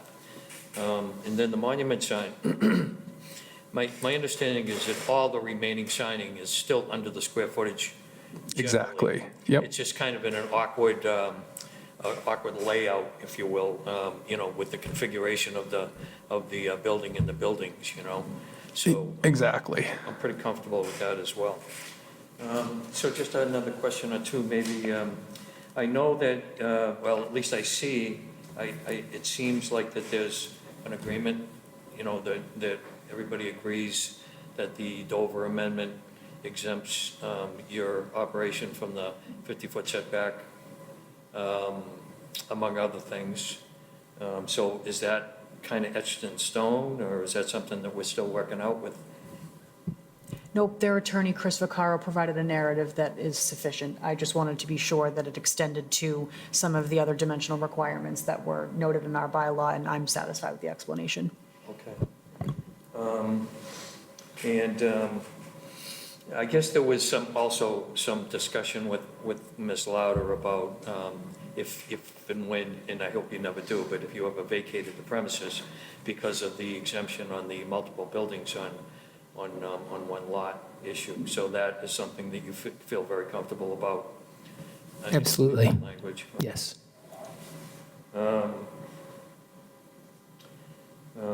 Let's see. I noticed that there was a lot of, you were still looking for an approval on some test pits, or has that issue been resolved with? All the test pits have been resolved. Okay, We've done, on the tech report, it said that there was we needed some confirmatory test pits. Randy, you can speak to that. I think that's mainly in construction. Yeah, there's been a lot of test pits done, as well as some geotech boring investigations. But yes, as part of TEC's comments, I think they want like a condition of approval that additional test pits be done prior to construction, just to verify the limits of that the soils are consistent with what we found within the limits of the underground infiltration systems. The water levels are also consistent with what was found within the soil investigations. Okay. And then on the other four buildings, not the main building, but the other four, so at our last meeting, I was under the impression that the first floor was going to be some type of, clinical use or whatever, and that the second floor was going to be fit up for employee residences. Is that still the way it goes, or the first floor? You're saying for the 4 group Yeah. homes in the back? No, it's actually just one level, and with a basement as well, but one level, and it's basically 5 bedrooms. Okay, so there's yeah. no real, plans for the attic or any of that right now? No, just storage. You have Like you had a pull down is what it said in the Yeah, narrative there. exactly. You have an office for whoever's attending on site, so there's different elements of that, but it's basically a big house. Okay. And then in some of the engineers, and some of the other tech reporting, I was looking at stuff that's way beyond my purview, by the way. But I noticed that there was a lot of conflicting underground utilities, or several conflicting underground utilities. For example, I saw a roof leader that was at the same elevation as a sewer line. And I think there were several other of those types of conflicting utility issues underground. So that being said, I know building requires as-built and so forth, as we do. Yep. For occupancy permits and so forth. So I would say that you want to be right on top of that and, put them on something like a BIM or 100%, whatever, yeah. So that you don't have those conflicts, because conflicts above ground are one thing, conflicts underground sometimes become the town's problem. Yeah, definitely. I mean, we're expecting, whenever you get into construction, especially underground, there's a certain level of coordination that has to take place, so we'll be on that, and, Another one was Yeah. a water line in a very close proximity to a sewer line crossing. So those are the types of things that I think that you want to be very Yeah, and vigilant about, because we don't want to create any cross-contamination type problems. definitely, we 100% agree with all those comments, Okay. and we'll implement. That's all I have, Mr. Chairman. Thank you. That's right. Mr. Vitale. Thank you, Mr. Chairman. So Kinder Morgan's been involved in this entire process, right? Yes. They have, okay, so they're well aware of what Mr. Duffy's been saying about some of those utilities and so forth, right? Yeah, so and Randy, you can speak to this a little bit more, but they went out there. Kinder Morgan has been involved. They've been out to the site several times. We've met them on site. They've seen the plans. We're going to need to enter into there's an agreement that we need to enter with them. They'll need to perform another round of review of our plans to make sure that it meets their requirements for all the work within that gas easement. Okay, and they'll be on site when you do all this construction, correct? They You will said be. that prior? Yeah, they've told us that they'll be on site all the time during construction. Okay, Yep. sounds great. So looking at your coffee shop, there's no drive-through there at all, right? No. That seems to be a plus, because I think it'll reduce some of your traffic. It seems like nowadays, everybody's looking for drive-through because they don't want to get out of the car. So I mean, with that being said, where people have to get out of the car, you may lose people because they don't want to get out of the car. So, Yeah, but, exactly. So I think your traffic is probably going to be fine with the coffee shop addition there, so that's great. So the apartments for the staff, that's all figured into the parking regulations, correct? Yep. Okay, I figured that, so, and I think you do need a new sign out front. The pictures you provided us, needs to be, you know, a new sign out front where everything's there, so, but with that, I'm all set. Everybody else covered a lot of stuff, so I'm good, thank you. All right, I mean, overall, everybody's kind of hit on everything. The only thing I'd say is, the the landscaping, the fence, that kind of stuff, we're going to ask you to keep it in, the upkeep in perpetuity, that it's all kept up, because Yep. that's going to matter on both sides. I understand the ask about wanting to see one that would otherwise be compliant, but to me, you've given me the argument that I'd be looking for, which is the sign that's there now is, to be fair, kind of terrible. I mean, it doesn't look good, it's kind of oddly shaped. The only interesting part about it is it sort of looks like a T. But other than that, it really doesn't, doesn't look very good. The look on the sign of the one you're proposing, aesthetically is, 100% better than what's there. I suppose the only thing, I guess you got to make sure Enterprise is fine with not having the biggest sign, because right now theirs is, noticeably larger, I guess, like lengthwise, although White Dove seems to be pretty big too. So I don't know how that, if you guys have got that all worked out, that's not a problem. Well, that's why we kept Enterprise on the top. And I believe the landlord has coordinated that with Enterprise, this new signage. So I mean, if that's the case and everybody's kind of on board, I like this one obviously significantly better. And, as we pointed out, some of the other, this is now another piece of one of the entryways into Tewksbury. What's there now is terrible. Old, worn out, obviously, nobody really wants to fix it because, again, they'd have to comply with the new rules, so there isn't quite the incentive.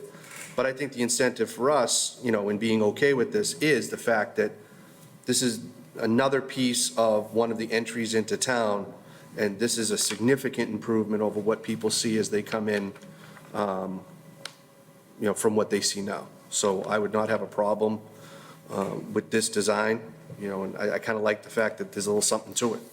So, other than that, right now, I think I'm all set. I'll open up, Mr. Duffy.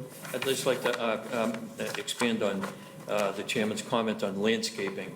When you guys are considering overlays, we've had applicants back here who have needed modifications on landscaping plans because of conflicts with utilities and undergrounds. So I think that when you're doing that type of coordination, you may want to consider, I encourage you to consider the landscaping Definitely.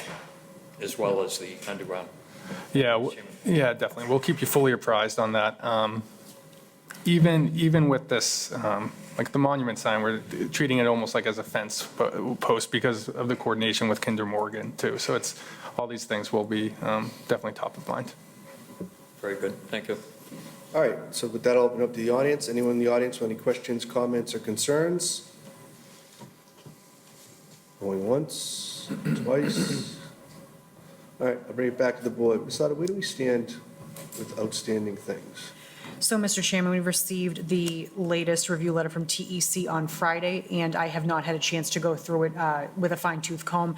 There are a couple of items noted about the utilities that they are looking for some clarification on, some which may need to be deferred to DPW. Basically, we could put together a conditional approval tonight, manually go through the comments. I just don't have anything prepared for this evening right now. All right, so I don't know what the board's feeling is. I don't know if you want to do that, or if you want to take it until next meeting and let it get drafted up normal, and then maybe a couple of these things could be cleared, and then we don't have to give you contingencies that you then have to deal with, because that, once we're out of it, we're kind of out of it. You know what I mean? So sometimes it's better to have everything kind of cleaned up, because, then you're sort of at the mercy of whoever it is you need to get whatever you need to get, and we can't get involved again once we're done. So, I don't know, I guess it's kind of 6 one, half dozen the other. I need to just check with the board. Mr. Champa, do you have a feeling one way or the other? I'm pretty much okay. I did have one question about the charging spaces. If they become active, does that put you under the minimum snow storage capacity? We'll have to check it. I don't believe electric vehicles, and Randy, you can opine on this, I don't believe electric vehicle charging stations would prohibit snow storage in those areas, because it's really just taking up additional spaces there, but Randy, do you have any thoughts on that? So it looks like we're, from a snow storage area compliance standpoint, I think we're just above the minimum required, but I think there's some additional areas where we can kind of expand upon if we're excluding that area behind the future EV charging spaces. Basically, you know, I imagine that there will be a time in the not-too-distant future where all 9 EV spaces could be active. And I would just want to make sure that if that were to happen, we still had the minimum amount of snow storage available somewhere else on the site. If you had a reserve area that could then become active or something like that. Yeah, I think there's certainly some spaces that you could fit it in. Okay. Unless they say it will, that's why I'm asking. Well, I'm in pretty good shape. I kind of feel like I'd like to go through everything and maybe just make sure that all the Ts are crossed and Is are dotted. Okay. Not that I have any specific concerns, but, you know, I just feel like that's where this should go, just for your own benefit and ours, that we have a clean. 2 weeks is bill the of one I told you, right, as far as that goes, extending it for another 2 weeks? Well, actually, now that I think about it, you guys did ask about the sign thing, so we don't have that and wouldn't have that until the next one, if that's a big deal. So I don't know. I don't think that would be a deciding factor. The sign thing's not a showstopper for me. I'm Okay. just trying to be consistent with the same Yep. speech I've I mean, given every applicant here. I think if it was up to us, we'd like the conditional approval, but we'll All right. defer All to right, you so guys. Mr. Chair, you're okay with that? I'm okay with Mr. that, Lonnie's the okay? applicant is. Mr. Duffy? I'm okay with it. Mr. Patel? I'm fine. Chair is fine as well. Okay, so then with that, you want to, let me cobble this together before we close it, so we can make sure we're in good shape here. Could I have 5 minutes to do that? You may. We're going to take a Thank you. 5-minute recess just to draft up a couple of things to make Okay. sure we're squared away, and then we will reconvene, Thank you, everyone. all right?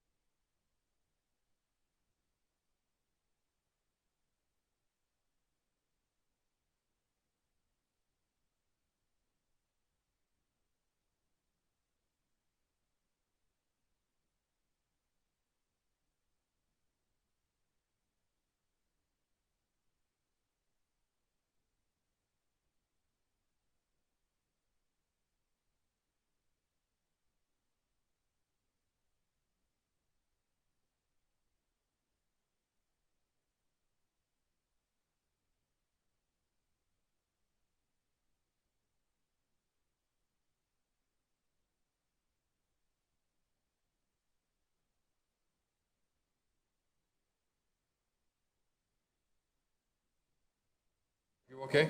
With Well, we're going to conditions? do it right now, so I'm going to call us back into order. I don't have a problem if we continue. So, Alex. after speaking to Ms. Lauder, there is just a little bit of a concern that the TEC report has quite a few things in it, and if we were to give a conditional tonight, all of that would have to be made contingent on satisfying whatever may be required from those recommendations, you know, whether it's sewer, whatever it is. So I don't know if we want to put that, but we're not going to be able to list them off here. We're just going to basically put it at the, kind of at the mercy of, you know, of them with all of those possibly, if you have no problem with any of them and you would comply with them if asked, then fine, but So are any of them of the nature that they can be resolved in 2 weeks, or do they need the input of other departments and so forth to be resolved? So there are a handful of comments that TEC does recommend deferring to the water, sewer, fire, and/or building department, and I haven't had a chance to confer with those departments just yet, so I don't know if that amounts to you folks revising per TEC's other comments to make sure that everything's reviewed holistically. Then I take that revision and go to our town departments for kind of a look over, or if we go to the town departments first, gather those comments plus TEC's, give you all that feedback, and then produce a revision.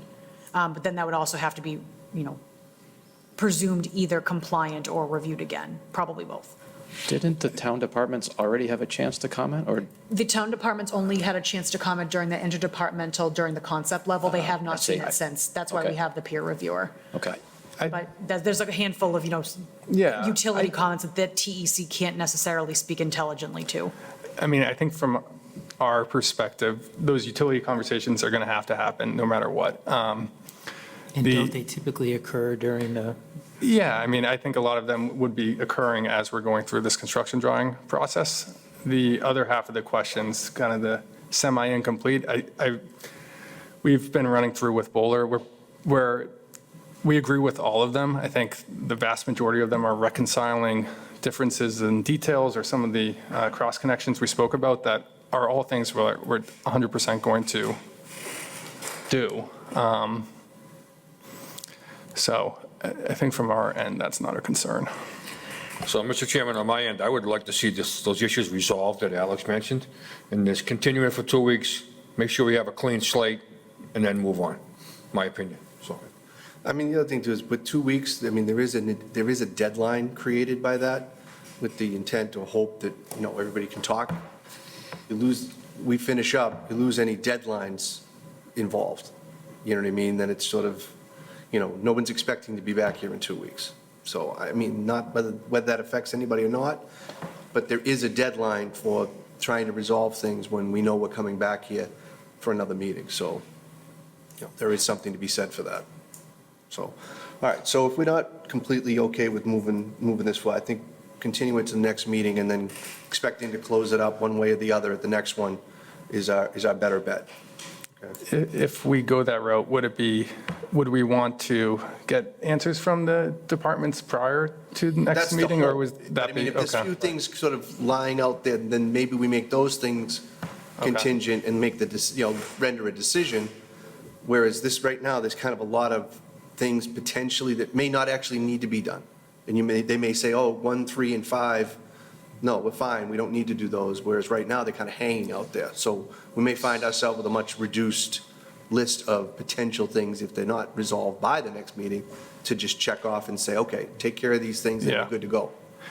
So- Yeah, that makes sense. I think our only concern is too, even we make these changes fast, but then TEC still has to review them? Or do they have to review, would they have to review it again? I would be sending it to them for another review. That can be up to the board's discretion whether you want to wait for that follow-up review. It's I just mean, they've this- given the recommendations. I mean, really, it's more internal at this point of what, you know, our departments want. You know, if they say they don't, I'm not really sure we're going to get an answer from TEC that says, I think you're wrong. Yeah. You know what I mean? Like, I mean, that would really be Yeah. the only thing for them Yeah. to say at that Yeah. point. So, you know, but I mean, we could deal with all that at the next meeting, whatever, I mean, if we were willing to kind of do it tonight, Yeah. by Yeah. then I suspect some things should be resolved before the next meeting, as long as everybody gets on the phone and gets everything in, you know, faster, not slower. Okay. So, does that make sense? And it also gives Ms. Lauder a chance to do this correctly. Yep. You know, without trying to do it on the fly Yeah. tonight, you know. Yep. Which is, more appropriate anyways, so. Yep. All right, so with that, then we will look to continue this until Yeah, I'll make a 7:10. motion, Mr. Chairman, that we continue it to our next meeting. What At time is it? 7:10. 7:10? A motion made and seconded. All those in favor signify by saying aye. Aye. All those opposed, motion carries. All right, we'll see you at the next one. What's the, not 7:10, what would the date be? 5:13. 5:13? Oh, 5:30. 7:10 a.m., 7:10 p.m. Oh, okay. Yeah, not July. Did I say that? No. Oh, all right. 7:10. Oh, 7:10 the time, Yeah. sorry. Okay, all right, so with that, we'll finish with this one, moving on Thank to. you. All right, thank you, everyone. Thank Yep. you. Thank you. Agenda item F, which is Merrimack Drive, amendment to definitive subdivision plan, continued from our last meeting.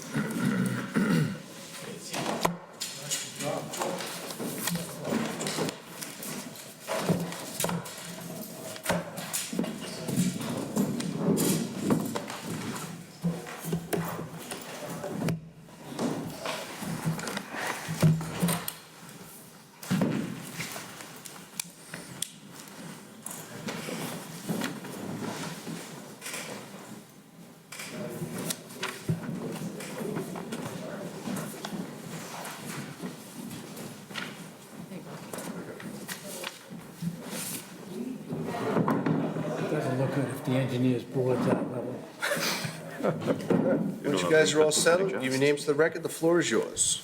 Good evening, Dick Cuco from Woodland Design, representing the applicant. And Tom Schomburg of Civil Design. So we were here 2 weeks ago. We had a few issues that needed to be addressed. There were 10 of them.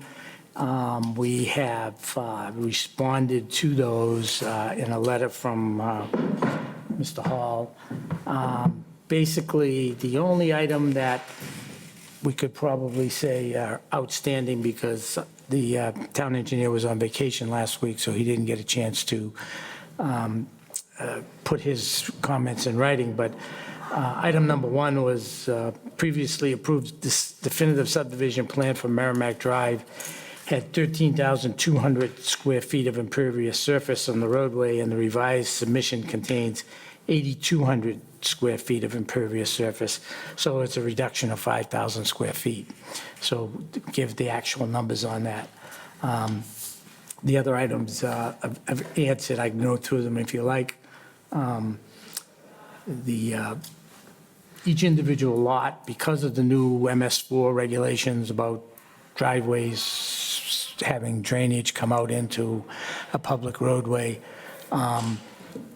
we don't necessarily agree with that 100%, because the project was designed with driveways even back in the day. But now we have also a new process in Tewksbury where you have to get a physical alteration permit to cut in the driveway. So we said, all right, we will be filing the necessary stormwater features as we apply for the physical alteration permit for each driveway. So for instance, if you have a driveway on the left side of the road that is higher than the road, you've seen before, we put a trench drain across the driveway, and we have a couple of dry wells, on either side. If the driveways are on the left side of the road where the driveways are lower, then there's nothing that needs to be done because it flows overland. But in any event, now the process that we didn't have 40 years ago is the physical alteration permit. So you have to actually do a plan showing the driveway, where the driveway is going to be, what the grading on the driveway is going to be, where the sewer's coming in, where the water's coming in, almost a mini site plan as part of your building permit application process. So we will do that as we file for each of the individual lots. We revised the plan set to include the clean out for the sewer services that were greater than 100 feet. On the last lot, number 5, at the end of the project, the sewer line was more than 100 feet, and DPW likes to see a clean out, so we added a clean out so that it's less than 100 feet. All of the we revised all of the as-built elevations on the existing drain line. There was a 36-inch drain line that was run down the road as part of a major drainage project that the town undertook, and they supplied us, the town supplied us with the as-built plans, and we added the invert elevations onto the plan based on that as-built. The plan was revised to include the sewer pipe information that was asked for on the plan, what the slopes were and the material.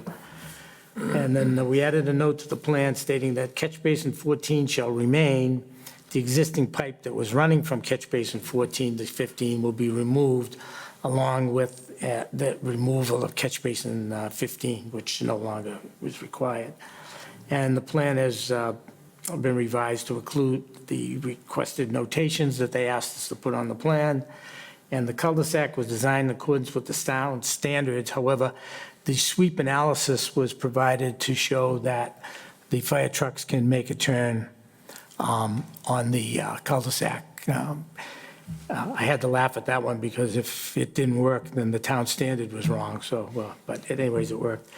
Number 9 was to add a hydrant at the end of the proposed cul-de-sac. So we're adding a hydrant at the end of the proposed cul-de-sac. We didn't do any flow tests because Merrimack Drive is an existing public way.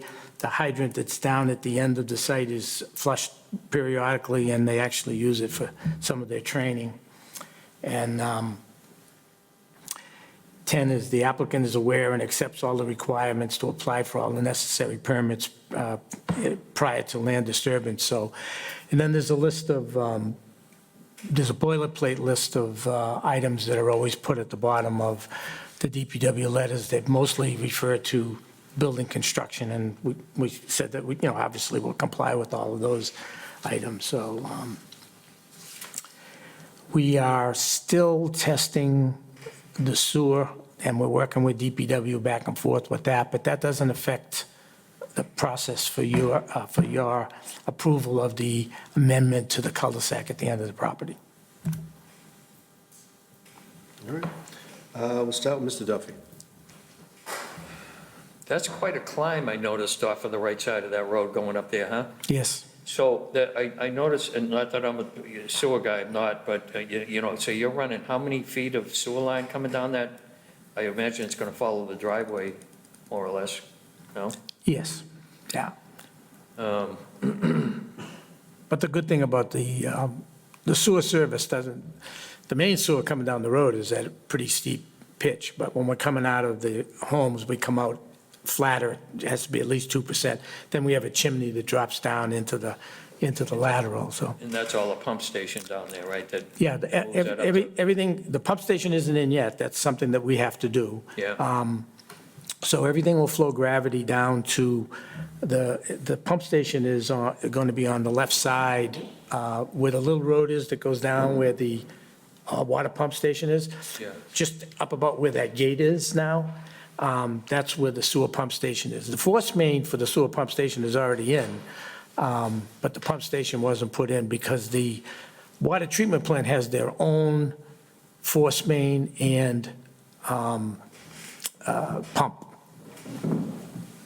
So the pump station will be designed, and it'll be sent out to Weston and Sampson, who's the town's peer review consultant for the sewer pump station. So that's all, that was all part of the original approval, and Right. going to be contingent upon that. And so the game plan is just to build one house in there? Is that what we're looking at? No, 12 of them. Okay. But the only reason we're here is that the roadway for the other 10 is already in place. So we could have built the. It's that one house you want to add up the hill.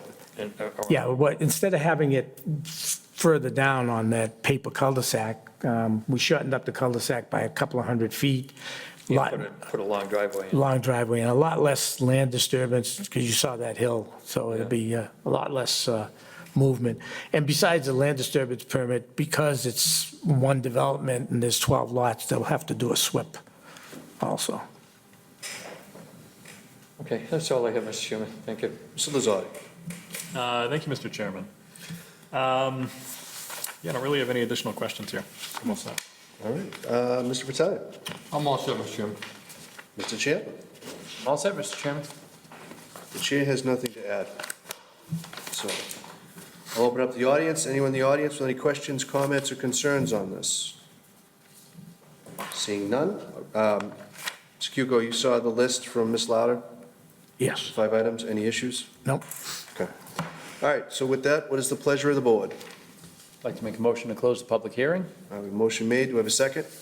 Second? Motion made and second. All those in favor signify by saying aye. Aye. All those opposed, motion carries. As to the amendment to definitive subdivision, do we have a motion? Excuse me, Mr. Chairman, just to clarify, the proponent had submitted the revisions on Tuesday of last week, and as Mr. Cuco noted, the town engineer was out of the office from Wednesday on and was unable to review.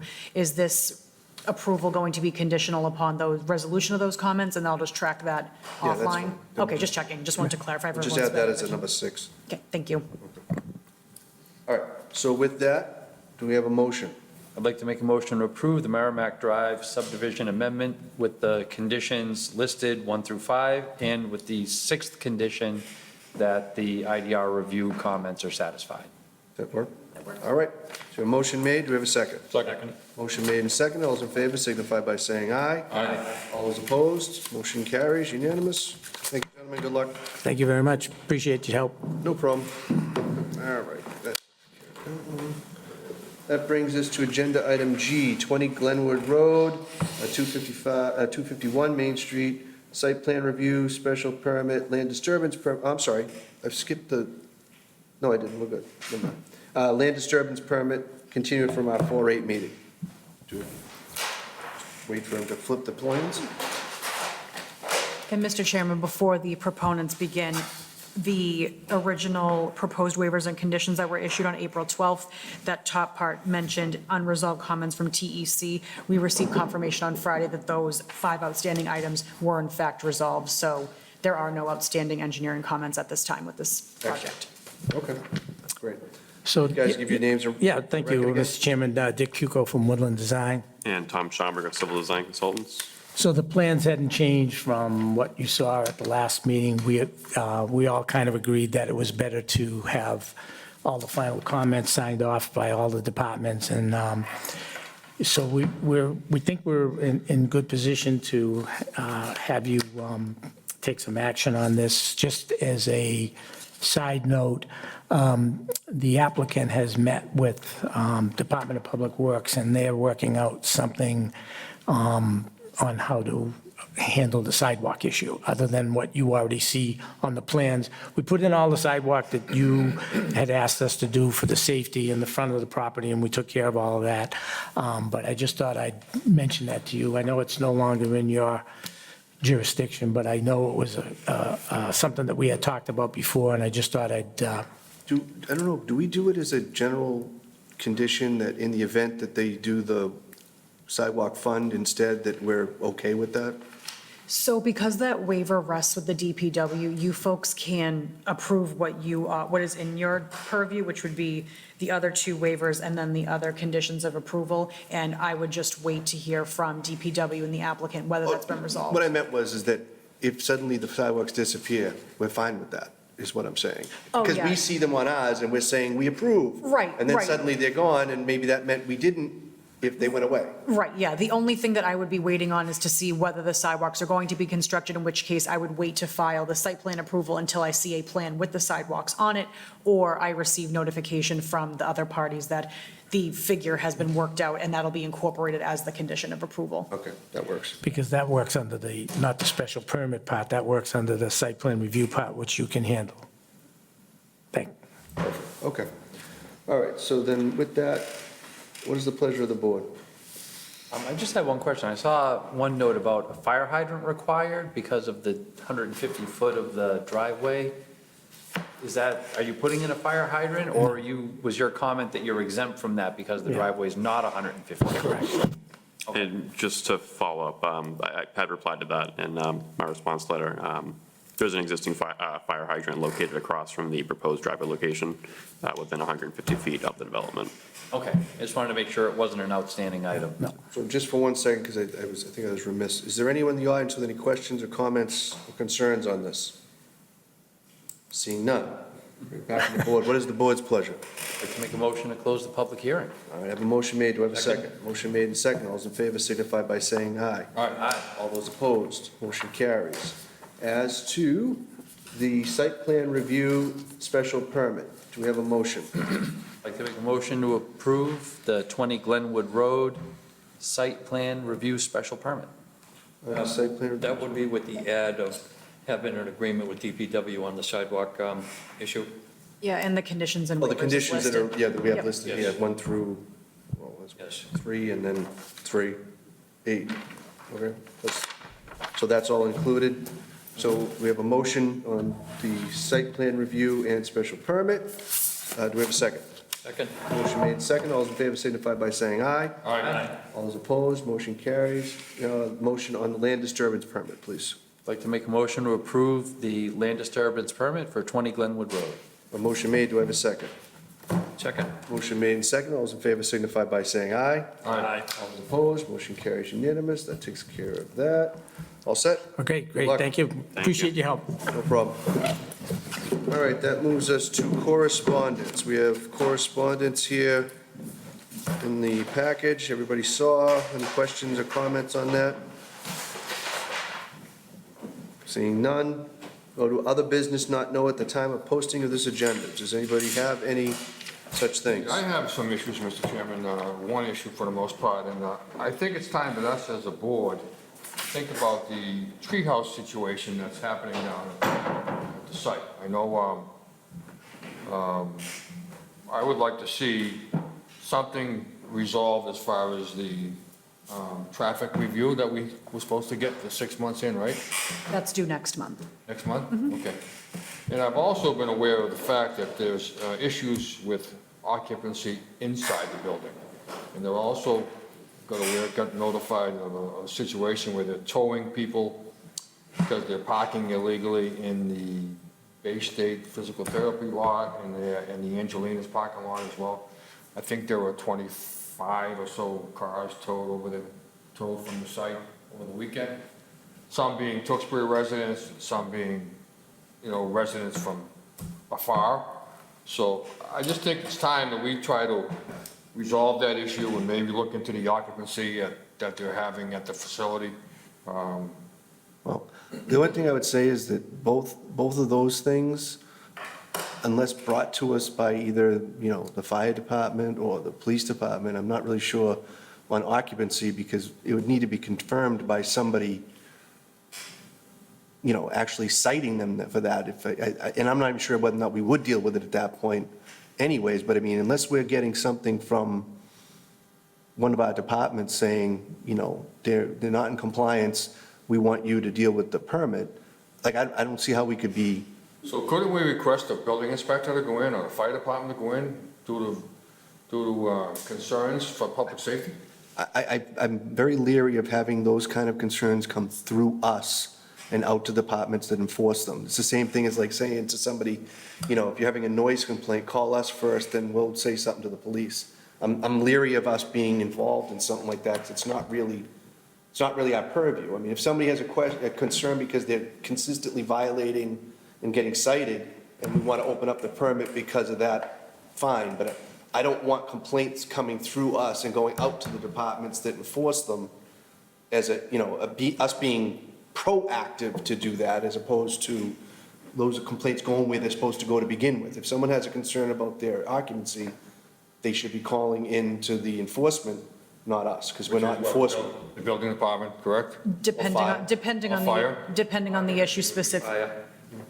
Depending on the specific issue they have with the occupancy, it may be building and/or fire. But what I can do from this perspective and from the board's perspective is to follow up on the status of that interim traffic report and to notify them of the concerns that there are folks parking in adjacent lots and walking over. And if they're getting towed, that is the risk that the individual is taking, but I can certainly bring that up to them. So the issue that I was made aware of was when that person's vehicle was towed, they went to Treehouse and they said, well, it's not our issue, it's not our problem, it's your problem. So, I mean. But I mean, I think that's true. That's It the is to problem. a degree, but. You know, I mean, if you park illegally, I mean, if you run the red light outside of Treehouse. Yep. You can't go blame Treehouse, you know what I mean? Like, it's, you know, they have what they have, and if you're not parked there, you take your chances, I guess, if you park somewhere else. I just think the Treehouse is just dispersing any of that issues and leaving people out. And I think the occupancy is a problem there, I do. You know, I've talked to a number of people, and this was a few weeks ago, that were in there that said it was a nightmare and a hazard for people being inside. And we don't have any control over it here because we're sitting here, but people that were in the building said they're arming, it's so tight, there's no, you know, room to do anything there. So, I mean, I hate to see something happen and us not doing something proactive versus letting it happen and not doing anything about it, so. But. Mr. Chairman, thank you. Vinnie, you know, in fairness to them, you know, I can't speak on the occupancy issue, but on the parking, they have tried to address that here. And, you know, they haven't had any luck up to this point. And I think they made a comprehensive effort to try to address the parking issue. And that issue, you know, could conceivably be resolved. So occupancy, different, you know, different department, but I think parking is something that, you know, that we could, you know, help alleviate that problem. Yeah, but that didn't come to be, so now So, we're. all right, so I gotta stop us, because we have a pending and outstanding Okay. matter, so I don't wanna get into it's dangerous. So I'll stop us and save us from Yeah. ourselves. But I mean, I think the only thing I'd say on the occupancy is, unless and until we see, you know, them getting cited by our enforcement for actually violating those occupancies. Because again, the feeling of the place being full or over full, and them actually being told you're too full, are two different things, you know what I mean? And until enforcement, somebody from enforcement says, you know, this is not the right number of people in here, I feel weird, you know, just going off of people saying, we think it's crowded. You know what I mean? Like, somebody official, I think, needs to say, you're right, it's too crowded. You know what I mean? And then if that's something that they don't address, then, yeah, then at that point, we, you know, might discuss the permit and the requirements that, you know, were laid out in that, at that point. I'm just, you know what I mean? I just feel like there's at least two bodies that would be officially giving that citation to them, if there is one. Okay, well, where does it start? So let me ask you that question. I don't know. I mean, where it just like a starts. noise complaint, someone, I guess, and any resident or non-resident of Tewksbury, I suppose, could call up the building department or police or the fire department and say, I think Treehouse is, you know, going beyond their limit in terms of, you know, occupancy. At which point, I suspect, based on that, they may show up there on a Friday or Saturday and count heads. You know what I mean? I mean, that's the only thing that you can do. It'd be the same as if somebody has too many people at the Knights of Columbus or anything like Sure, that. I mean, I everybody's agree. got their number, and until someone tells someone official, come check it out, you know, otherwise it's just kind of hearsay. Otherwise, I think it's full. Okay, well, let's get somebody down Yeah, there, and yeah, then, yeah. you know. Anything else from the other business not known at the time? Anybody else? No? All right, that brings us to adjournment. Do I have a motion to adjourn? So moved. I have a motion and a second. All those in favor signify by saying aye. All right. All those opposed, motion carries. We'll see you next time. Thank you.